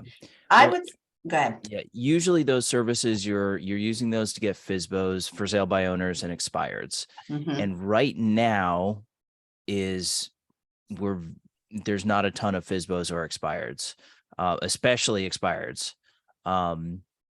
There are more FSBOs, but it's not the most lucrative lead source right now. Nope. So you've kind of come in the industry at a good time where you don't even have to really worry about that. When, a few years prior, we really did push a lot harder on FSBOs and expireds. So Yeah. now we're very much database driven. Yeah, that kind of does go in waves. I think for you agents, as we've said this the whole day, if you're connecting with the people that it's going to be much more effective in a much less time. Right now, your time, that's what you have. So let's do that. And until you have literally called every single person in your phone, not Southwest Air, the people that in your phone with some system, we like the DTD too, send them an email, send them a text, then you don't need to be chasing after that stuff yet. We'll do that later. And then once you've made all these calls, eventually you're going to get a piece of business. Now you're going to have an open house and this and that, and then you're going to get rolling. So the sooner you get on that wagon, the sooner you're going to be rolling forward. All right, so this is sort of what Chris was talking about. I engage every conversation in the spirit of contribution, and people are happy to be in relationship with me. That's what you're supposed to say before you make a phone call. And again, these people, so it should be pretty good, pretty easy. Role play. Who wants to do some role play now? In the previous Ignites, have you guys been doing this? Have you gone to rooms? How's it been going? Have you been doing this, Chris? Did they go into rooms? This is the first Ignite that I've done, so I'm not sure. It So says I on here, am- so I can do breakout rooms. We can break out into 2 people rooms. You know, Do you why want- don't we do that for 5 minutes? right, let's- What are we role playing? We can talk about it, but I think you should role play the call to your phone. Do you guys agree? A call with last name is D, one person immediately go, I'm gonna be the caller, you're my uncle who I haven't seen in 3 years, or you're the guy I used to work with at Market Basket, and then go into role. Doesn't have to be fancy, but it's a way for the one agent to get their blah out, and then done, and then you critique a bit and be honest, and then take turns and do it the other way around. Does that make sense to people? So yeah, so if you think of role playing, you're role playing the Ford conversation there in a care call, just to get you guys going. And in this program here today, it's about what would you say to somebody if you were following up on a lead? Hey, I was just calling to follow up as I said I would. And I just wanted to, I met you at the open house and I just wanted to follow up. What did you like about the open house? What didn't you like about the house? You know, that type of thing. All right, I like it. Anything around what you would think in this scripts in your if you go all the way to the end of your student guide, Participant guide. that's where the scripts are. It's under C for conversations. So what do we have? 5 minutes? Is that enough? 5 minutes? Yeah, we can do that. And don't take 4 minutes discussing it. Get right. Roger, into where did it. you say those scripts are? In your student guide, all the way to the end, the very last, it's under C. So I think there's 20 episodes, if you will. It'll be the very last. You'll start seeing scripts. So if you guys aren't doing this, is a good time, even if we don't get any good role playing going here. This is what you guys should be doing with each other and just going through those conversations and just picking one and mastering it. And I'd start with the first one, the Ford conversation. Understand that friends and family. Yeah, let's just do restoration, that one. occupation, dreams. And then Perfect. the other one is I'm a new agent to real estate. You know, hey, I just wanted to give you a quick call and catch up. Don't go right into that conversation. You're going to start with the Ford conversation. Then Right. you're going to get the opportunity to say, oh, hey, listen, another reason I was calling is to let you know, I just got my real estate license. I affiliated with Keller Williams over in Plainville. And I'm just real fired up to get started and just want to let you know that, you know, so if there's anything I can do for you with respects to real estate, I want you to consider me a real estate resource to you going forward. And by the way, who would you call if you were thinking about real estate? Do you have anybody that would come to mind? Yeah. And what's the rhetorical answer? Is hopefully they go, most people say, no, not really. Or they might say, oh, my brother or my sister or my wife, right? Then you know that you're just number 2. Oh, all right, awesome. Hey, I don't mind being number 2 with you, but hey, just keep me in mind too if you ever had a question. So That's good. All right. to just clarify it nice and simple, we're going to break you out into rooms. It's going to be 2 to 3 people per room, 5 minutes, spend 2.5 minutes role playing with one side and then switch 2.5 minutes role playing the other side. You're going to role play the Ford conversation for 2.5 minutes per person. Sound good? Correct. Love Any it. questions? Nope. All right. I am sending you into breakout rooms now. Just keep in mind, you have to answer the question that pops up in your window. You do, yeah. Click accept to go into your room. Yep.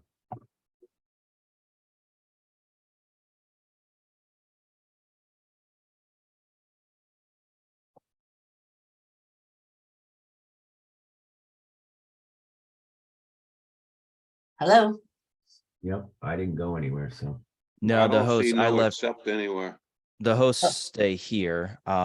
Seems like some people are maybe didn't get going. Yeah, you should have gotten, Looks like we've got Juliet, unless they're just frozen on the screen. yeah, Juliet and Brian, you're both are supposed to be in the same room. And then Jason, Yeah, I'm still on the main screen. I've been on this whole time. yes. So you, So I hit the leave button? No. no, No, don't do that. don't leave. let's see. I'm really struggling with this. That's weird. I wonder why they won't go. Recount. I'm working it out.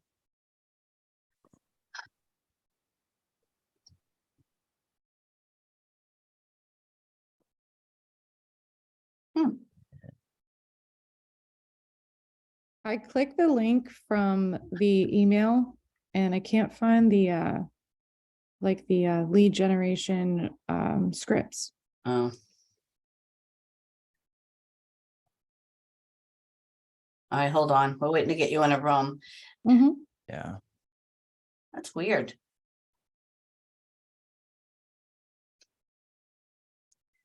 Yeah, I think Samantha, you'll have to dig back in there. You'll find it. I found the Ford page. Okay, that's all you need anyways right now. Oh, okay. But there's a whole big book almost of a lot of different scripts that you should find somebody in the office and practice with. Mhm. Just I've mess done around. I've done two, I mean, I've been doing this since August. I've closed 2 deals and I have 1 under agreement right now. Oh, there you go.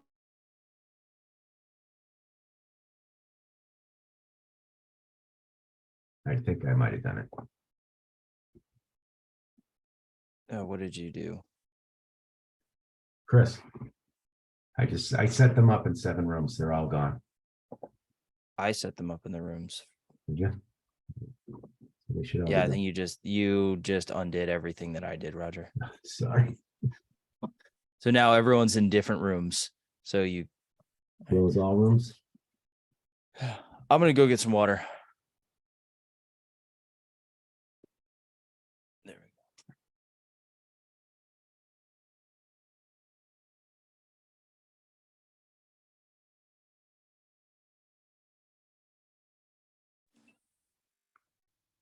Hello, You all back?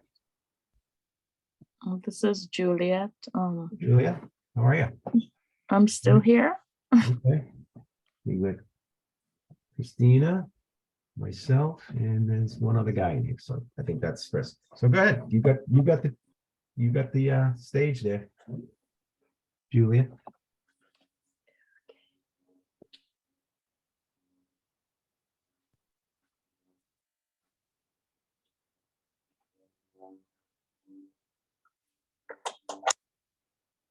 You ready to start?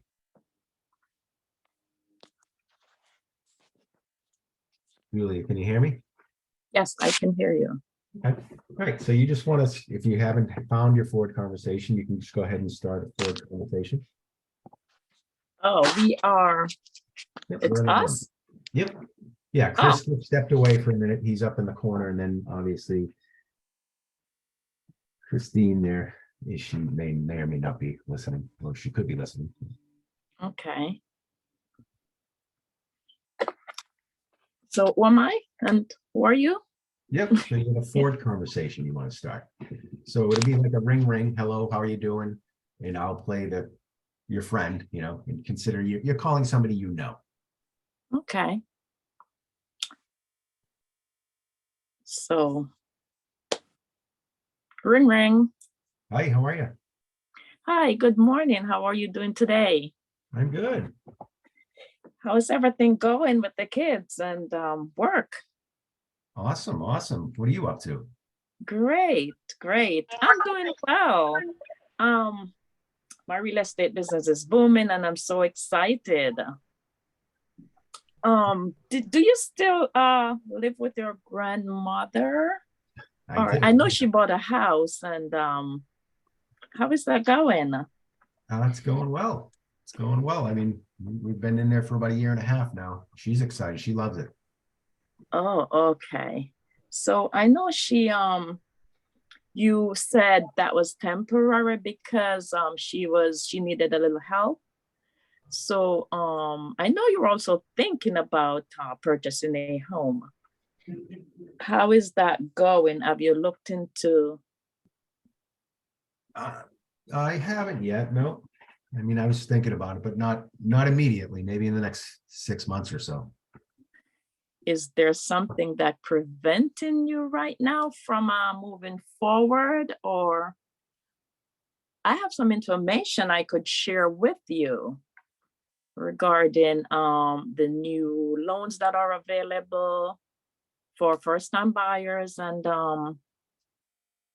lenders and just loan what do you call that? All right. Loan products. Okay, yeah, that'd be fine. Awesome.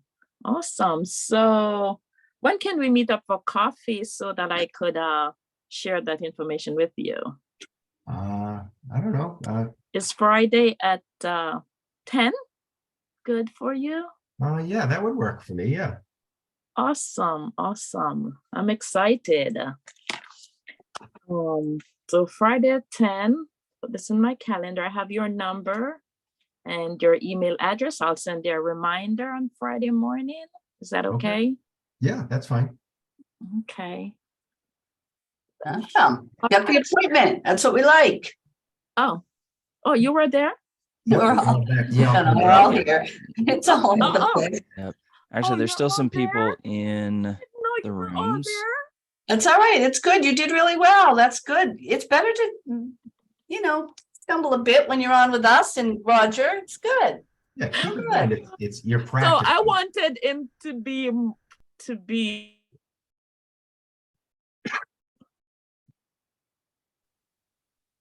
Oh, what the heck?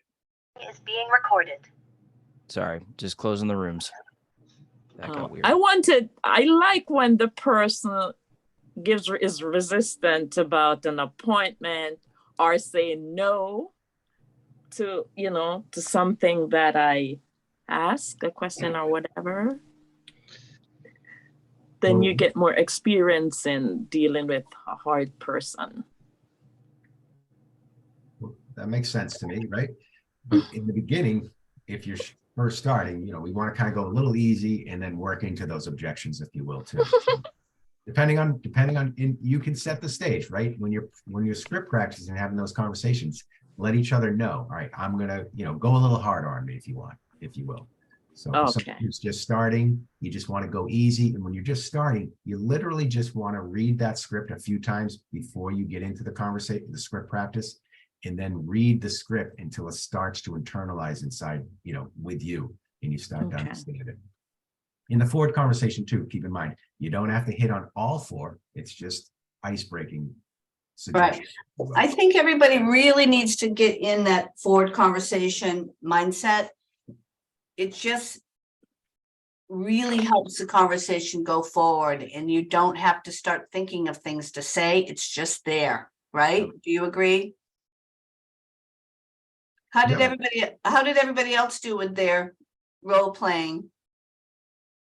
Let's have Did some it feel feedback. weird? Huh? Who felt weird? How many of you felt Extremely. weird doing this? We got Extremely. cut off. Yeah. Yeah. We got cut off, but it's okay. But yeah, it'll feel weird for a while. It's just one of those things you do enough where you're comfortable with. And some of the best agents I know are doing lead or conversation practice every morning. 8 a.m. they're on a call, they're on Zoom with somebody doing conversation practice to dial it in. Some people that I've thought, you don't need to do that at all, and they're doing it every single day to hone their skills. Right now, we're in a skills-based market, and it's more important than ever to be focused on honing your skills. Wouldn't it make sense to be in a room with somebody who's got it down as opposed to two brand new agents who are both kind of scratching their heads, so to speak? For practice, I'm saying. No, I'm not saying right now on this. I'm saying every morning at 8, you said they're doing it. Are they doing it with people who know how to, answer every question, so to speak? No, most of the time, I would say people are doing it with someone on the same level. I don't know. What do you think, Chris? I mean, it can go either way, but It can go either way. There's benefits to both. yeah, right? I agree. I Because think you're gonna, as a new person, Brian, you're gonna hear and you're gonna be able to say to the other person, hey, you did well, but you really went too fast. Or you're going way too slow. Or, and then you're gonna do it and they're gonna go, wow, you were right on point. It sounded good. So you're gonna learn by listening to somebody who isn't quite on it perfect. Because you're going to recognize it. But again, it's just conversation. And the more you do it, the more natural it. We all know these natural conversations. Kara, you have a question? Yes, it's not really a question, it's just kind of like along the lines of doing the role play thing and how it kind of feels weird and awkward. It's Mhm. like, well, you're gonna have to start there. Like your first try is not gonna be a win. Your 100th try should be a win, but that's why it's gonna be weird and awkward. And Mhm. doing lead gen is like super awkward in general, and that's why you're like, ew, like nobody knows me. Like it's super like interesting, like I don't get it. But you kind of just have to go into the like F it mentality. It's like, okay, what's the worst that's gonna happen? They're gonna Yeah. not like me. Yep. I've had people tell me to pretty much F off, and it's like, okay, what am I gonna do? Sit there and cry? Okay, next phone No, call. you just gotta keep moving. That's a good attitude. You Mhm. just gotta keep moving forward. Yep. And if you're calling people that you sort of know, they're not gonna say that. Hmm. You know, Yep. if you started a flower shop, you're gonna call all your friends and go, oh my God, I got my flower shop going. I've got a special this week, and they're gonna go, oh my God, I'm so excited. I'll let you know, my friend is having a baby. People are excited if you're excited about your business, and hopefully you are all excited about being in this business. It's a really cool, interesting field to be in. You know, it's a lot of work, but getting over, this is why people aren't making calls, because they're nervous about what they're gonna say, and it's gonna sound stupid and screwy and awkward, but really, I guarantee after 1 or 2, 3 calls, and you're gonna almost have it. I don't know, maybe I'm exaggerating, but you know, Well, a couple things off of what Kara said. One, you guys can either practice with another realtor or you can practice on your clients. Right. And if I'm playing some type of sports ball, I'm not going to practice at the game. with Tom Brady, I'm going to practice before the Against- game. right? Right. And so I'm prepared for when it matters. And another thing, what takes so much pressure off you guys is all you have to do is ask questions. Yeah. That's all you have to do. You don't have to have anything prepared. Right. If you just follow the forward and ask questions, everything's just going to fall into place. If you watch, so we've got family reunion coming up and then mega camp after that. Those are the big Keller Williams events, if you're not familiar. Now, and we have tens of thousands of people that attend these. So every they started this, I think in 2020, they were doing an objection battle, right? Objection handling battle. Mm, And the one person that won every single one of them, his name's Cody Gibson. I used to work for him. All he did was ask questions. mhm. He never, I could count on one hand the number of statements he made. Everything was a question. That's all you have to do. Mm-hmm. Yep.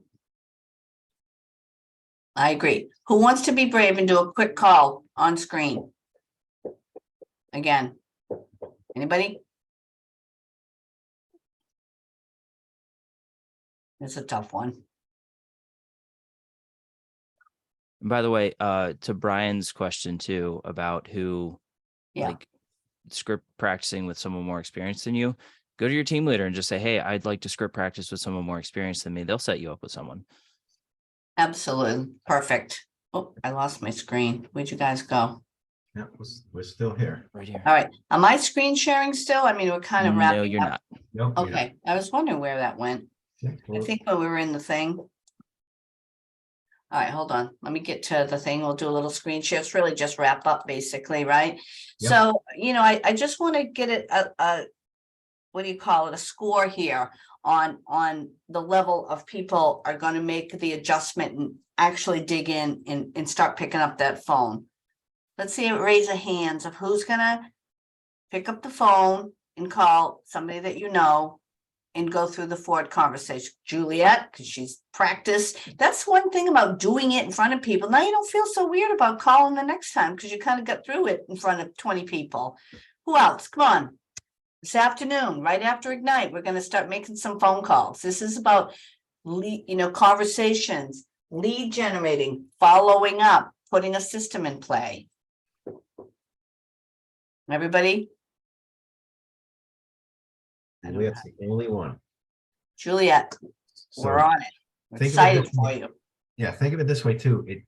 Just call and reconnect with people in your phone and start with easy people first. If you have to, start with your mother, your brother, your sister, and then limp into it that way.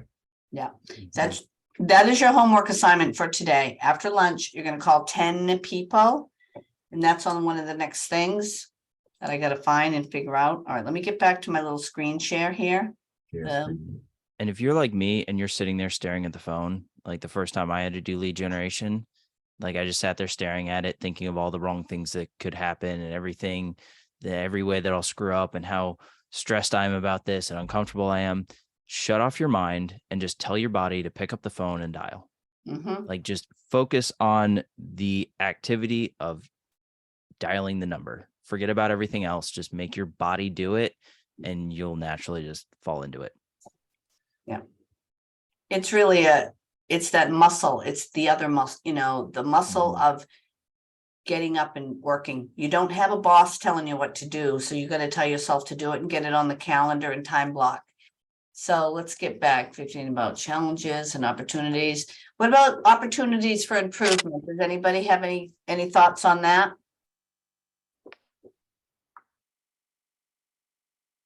So that big aha right there should be everybody going script practice or conversation practice. Yeah. Incredible. Yeah, and Roger's right, go after this, hang up, walk down the hall and find your TL or your productivity coach or somebody and say, who can I script practice with? And, or in here, Well, there's, talk there's to each 20 other. names. Throw your name and number in the chat. And Yeah. ask the script partner right now. And again, it can be fun. It doesn't have to be Zoom. It's phone call. Just call up Yeah. and say, hey, have a little chat and go from there and hang up in 5 or 10 minutes. Right, I also think there's script practice. There are script on somewhere on the Keller Williams website that you could read. mm-hmm. In the Yeah, participant guide, there's scripts, Yeah, there's a lot of scripts in KW Connect.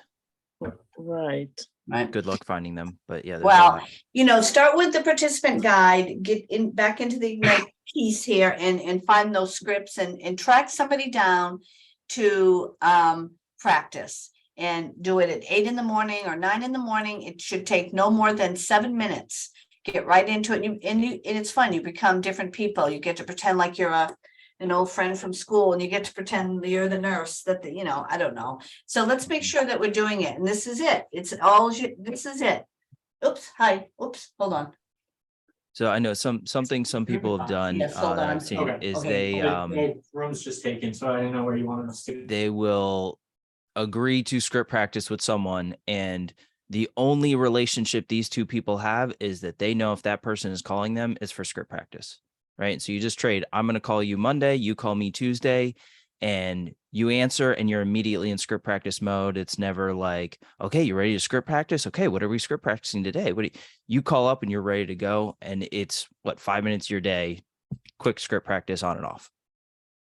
I have a quick question for the screen that's on right now. It says Yeah. add 10 contacts a day.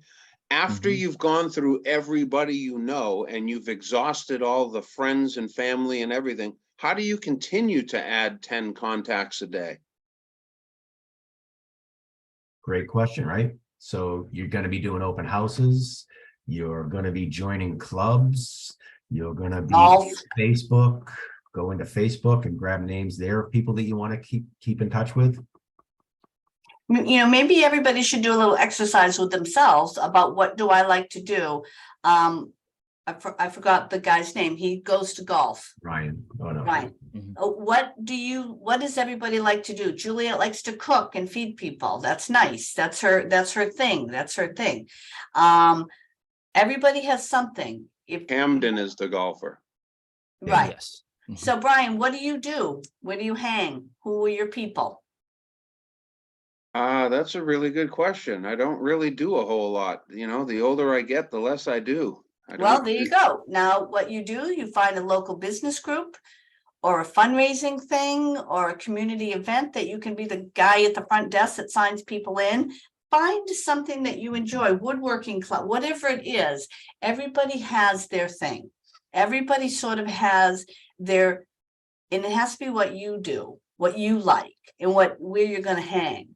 If you're not a bowler, don't go bowling. But this is a great way to add more people to your world. You've exhausted all your family and friends, but guess what? You're going to call them 4 times a year. So that's going to keep you busy. So quick question for Brian. Brian, who's your mentor and who's your coach? My coach is Tony at the Bedford, New Hampshire office, and my mentor is Dave Orlick. All right, so talk to your Write it coach. down. This will be more of a role of your coach, and tell them exactly what you just said.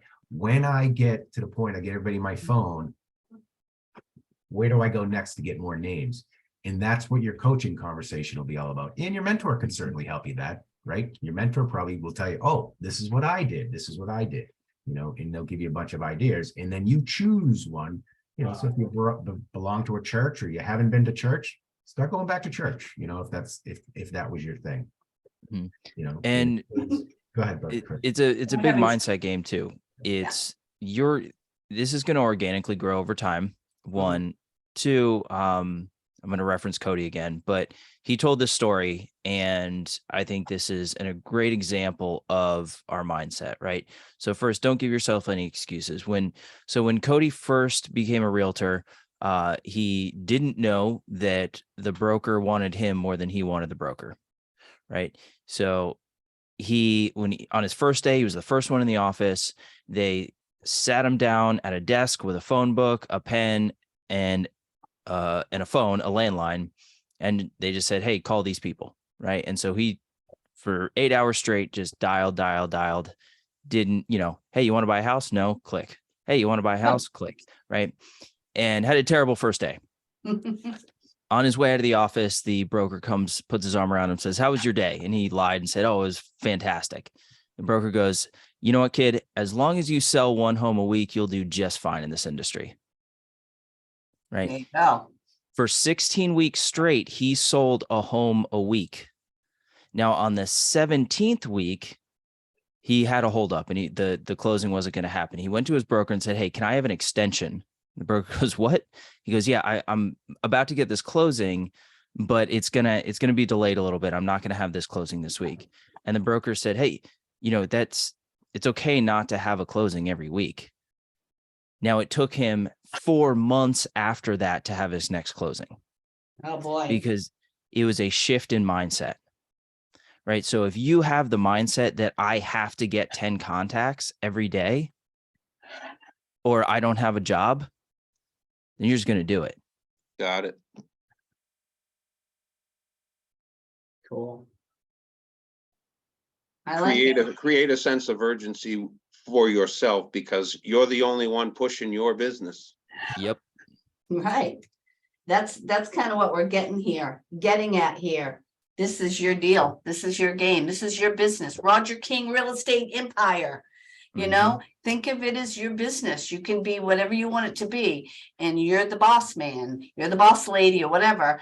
Just let's make sure that you're doing your own job. Don't be the person that works in your office that doesn't do what he's supposed to do. Right? So that was a mean speech, but you know, that's really the deal. You really want to take this as your business. This is your business. It can be whatever you want it to be. And you want to be the best employee in your company. And part of your best employee of the company is you're in charge of customer service. That's your title. You're the customer service director. So let's make sure that you are giving everybody in your world the best customer service that they get. You know, whether they're buying or selling anything, you're still their person. Does that make sense? Yep. Am I screen sharing? Okay. Yes. And then they have to run to a class, but we're wrapping up, right? So you've got your thing, you've got your command, you've got KW Connect, but let's stick with command, right? You know, that's really live in that thing, get your database going, get your smart plans going, talk to somebody and find out how to implement the D2 system. I think it's the simplest thing to get started. Neighborhood nurture, birthday smart plan, done. And if you don't have anybody's birthday, when you call them, say, hey, by the way, when's your birthday? I want to send you something. Send them a $5 gift card to Dunkin' Donuts. I don't know. So anybody else? I mean, we're wrapping up early. What do you guys think? No, you're good. You're right on time. All right. We got 12. So And the DTD2 system, just Google that and you'll find the information there. Yeah. And yeah, it's just a simple kindergarten style filtering system. And you have your little calendar and you just call people. and then stick them on a smart plan. Done. And then you will be talking to your people, everybody 4 times a year, because the thingies last for 3 months, the smart plans. So just get after it. So next session is strengthening relationships and, work on that because you've got your leads. Now we're going to strengthen them tomorrow. I don't know who's teaching, and hopefully they'll be super organized and you'll enjoy the class. I get frustrated when I'm in a class and it's kind of disorganized, and I apologize for that because I was unprepared. Well, because you know why? Wasn't in my calendar. Mm-hmm.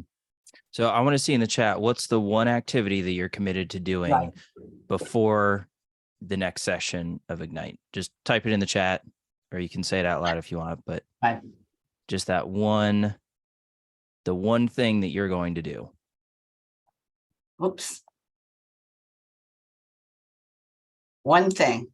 And it doesn't have to be a big thing, guys. The lead domino. If you read the one thing, which you all should read the one thing, what is the one thing that you can do such that by doing it will make everything else easier or unnecessary?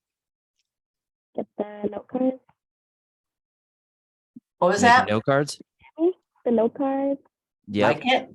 Handwritten notes. Yep. Adding contacts to your database, Samantha. Good. Can I see the chat? Yep. That would be mine as well, adding them to the database. Now here's where I like to challenge people. How many? So Zamira, how many note cards are you gonna write? How many contacts are you gonna add to your database? 10, right? Yeah, we said 10. I think I'm gonna like pre-order them, like print it already. Okay. So here's a leverage tool.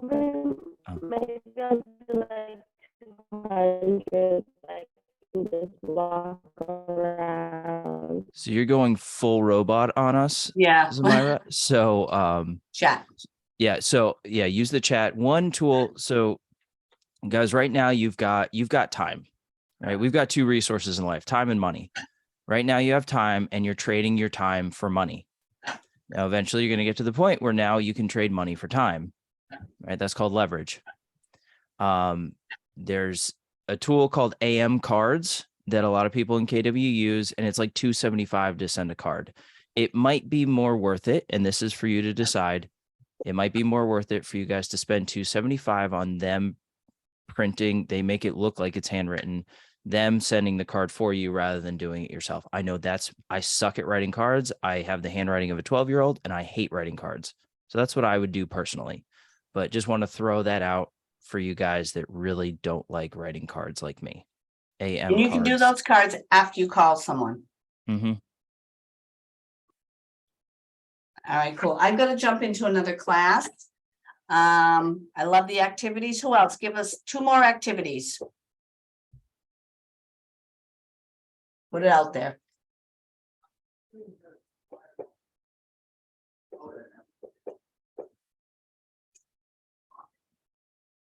Door knocking. Nobody likes it, but it's fun. Go for especially it. in the spring. Do it. Yeah. Go for it. I can't wait to door knock. That's how I'm gonna build my business. Brian, are you going to be out there door knocking then? Guess what? You can door knock at restaurants and businesses and go in and introduce yourself and have your business card, and those doors are open. You don't even have to knock. Yeah, my coach, Dave Orlick, was at a restaurant and somebody at the table nearby said something. So he went into the bathroom, basically followed them into the bathroom, brought it up again, Crazy. and they wound up giving him all his information. And it looks like they're gonna be doing business with him. And the whole table he went back to, all were laughing and smiling because they knew exactly what he was doing.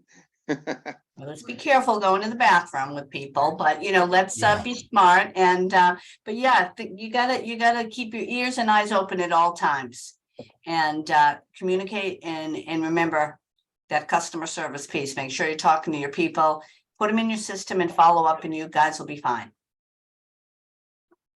All right, you can keep going. I don't know. I have to jump out to go to another class. If I leave, is the whole thing gonna close? No, you're just do click leave meeting instead of end meeting for all. Okay, let's hope.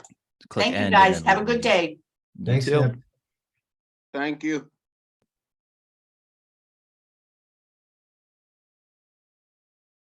So any final questions or ahas, anything that we can help you with? Or get 12 minutes of your day back? Hi, Chris. Yes. This is a social media, particularly Facebook question. Okay. For you. I have approximately 2,000 friends, contacts on Facebook. Okay. Awesome. And I'm just wondering, how can I reach out to those people and let them know that I'm in real estate, or if they have expressed any interest in buying or selling? It just seems like that even when I do my posts, I don't get any response from anyone. Like either they like it or they dislike it, or I don't know. I thought that maybe Facebook would be the place to do some lead gen, or get some, try to get some customers, but Yeah. So as far as like Facebook posting, like posting on Facebook, can think of that like a billboard, right? It's the same as it's your digital billboard, and people are going to see it. Yet how many people are actually stopping at the side of the road to dial that number on the billboard, right? So you're building mind share on Facebook, which is great. What you can do if you don't have any other contact information for these people on Facebook, aside from just being friends with them, you can just private message them and do the forward conversation. Hey, we've been friends for a while. We haven't talked. It's been a while since we caught up. How's the family doing? Oh, how's work? And just have a private message conversation. Hey, you popped in my head. I was thinking, wondering what life was like for you right now, sort of things. Yeah. And just pick one, at least one person a day to do that with. The systems and models we do, they span across industries, and it's not just real estate specific. I've had some financial advisor guy that somehow was a friend of a friend of a friend, right? And he's been Facebook messaging me for like 2 years. I just got coffee with him the other day, and I'm probably going to sign up for some of his services, right? But he just consistently popped in. Hey, how's your family doing? How was the holidays? Right? And just do the same thing with your Facebook database. so what you're saying essentially is just to at random strike up a conversation with Yep. someone. Yeah, just shoot them a private message. And what also is going to help is if you're engaging with what they're posting.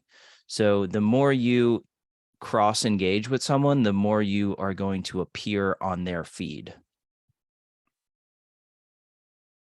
So comment, like, share, all the things. How do you know if you're over contacting somebody?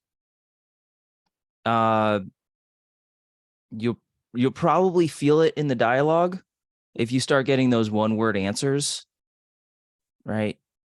It's like, oh, hey, how's the family doing? Fine. Yeah, they probably are not in the mood to talk then, or you've over communicated with them. You'll find, it's different for everybody, right? There's no one cut and dry answer. Like if you call, if you got to wait, 2 weeks and 14 hours to message them, you just got to kind of feel it out. So Chris, this might help them too. You mentioned it earlier. It's all in the numbers. So if you Facebook message 50 people and 3 respond, worry about the 3 that respond and don't worry so much about the other 47. Yep. Yeah. And naturally, again, drive it with questions, right? How's family? How's work? They ask you about work. Oh yeah. So I'm just starting this thing in real estate. Oh, by the way, they've got this cool tool called the monthly neighborhood nurture, or like the neighborhood snapshot, whatever you want to call it. And they tell you all about your neighborhood every month. could I send that to you? And I just want to hear your feedback. Like I'm just want to know what people think of this. Can I send this to you? Boom, you get their email. Right. And then you're letting them help you with your business. Something also to keep in mind in your conversations. Has anyone read the book Building a Story Brand? I don't see any hands, so I'm going to assume that's no. That's one of my required reading books. Now, one of the pieces of that book is they talk about how we as humans are naturally gravitate towards stories. That's how we get into emotional proximity, right? We connect with stories. And there's three pieces of a good story. There's a hero. The hero finds a challenge, and then a guide comes along to help them over their challenge, right? And help them succeed. You guys are never the hero. It's always the consumer that's the hero, because everyone wants to be Luke Skywalker. Yoda, no one wants to be, right? So you want to be the person that's guiding your consumers to their goals and overcoming their challenges, and people will be drawn to that. And so when you have these conversations, you're not saying, hey, look at me, I can, help me be the top producer. Nobody wants to help you be the top producer. They want you to help them achieve their goals. So if you drive the conversations and ask questions in that direction, you're going to naturally draw people towards you. Sorry, went on full on geek mode on that one. Sorry, guys. Donald Miller, is that who does that book? Yep. I'm going to order it right now. Yep. One of my favorites. Yep.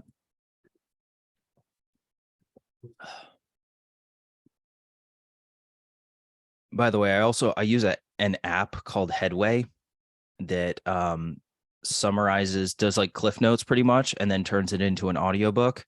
So I blast through books in like 15 to 20 minutes. Like, I think last year I read 55 books with that app. So it's another What's the leverage app piece. called? Headway. Headway. Okay, cool. Like my mind quickly drifts. So that gets me through and digest the important content. Because let's be real, most books could be blog posts, but nobody's paying $17.99 for a blog post. So.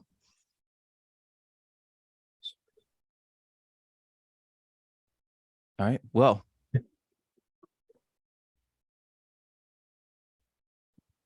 I think that's that. Roger, anything else? I don't, Chris. I want to thank you for jumping in. Appreciate it. Yeah, it was great teaching with you, Roger, and it was great meeting you all. If you guys ever need any help, I'm going to put my email in the chat. Help me, Chris@kw.com. If you guys have any follow-up questions or run into something along the way, feel free to reach out to me. I'm happy to help via email. And just for closing, the one thing that you guys should be doing is just reaching out and connecting with the people that you already have in your phone who are going into your database, and then just systematically over the next year, 2 years, 3 years, and you're going to build this thing incrementally over time. And take one thing at a time, learn one thing, learn one script first. Don't worry. Once you learn one script, the other ones become a little easier. Yep. Cool.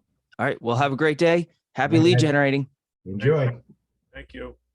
You're welcome.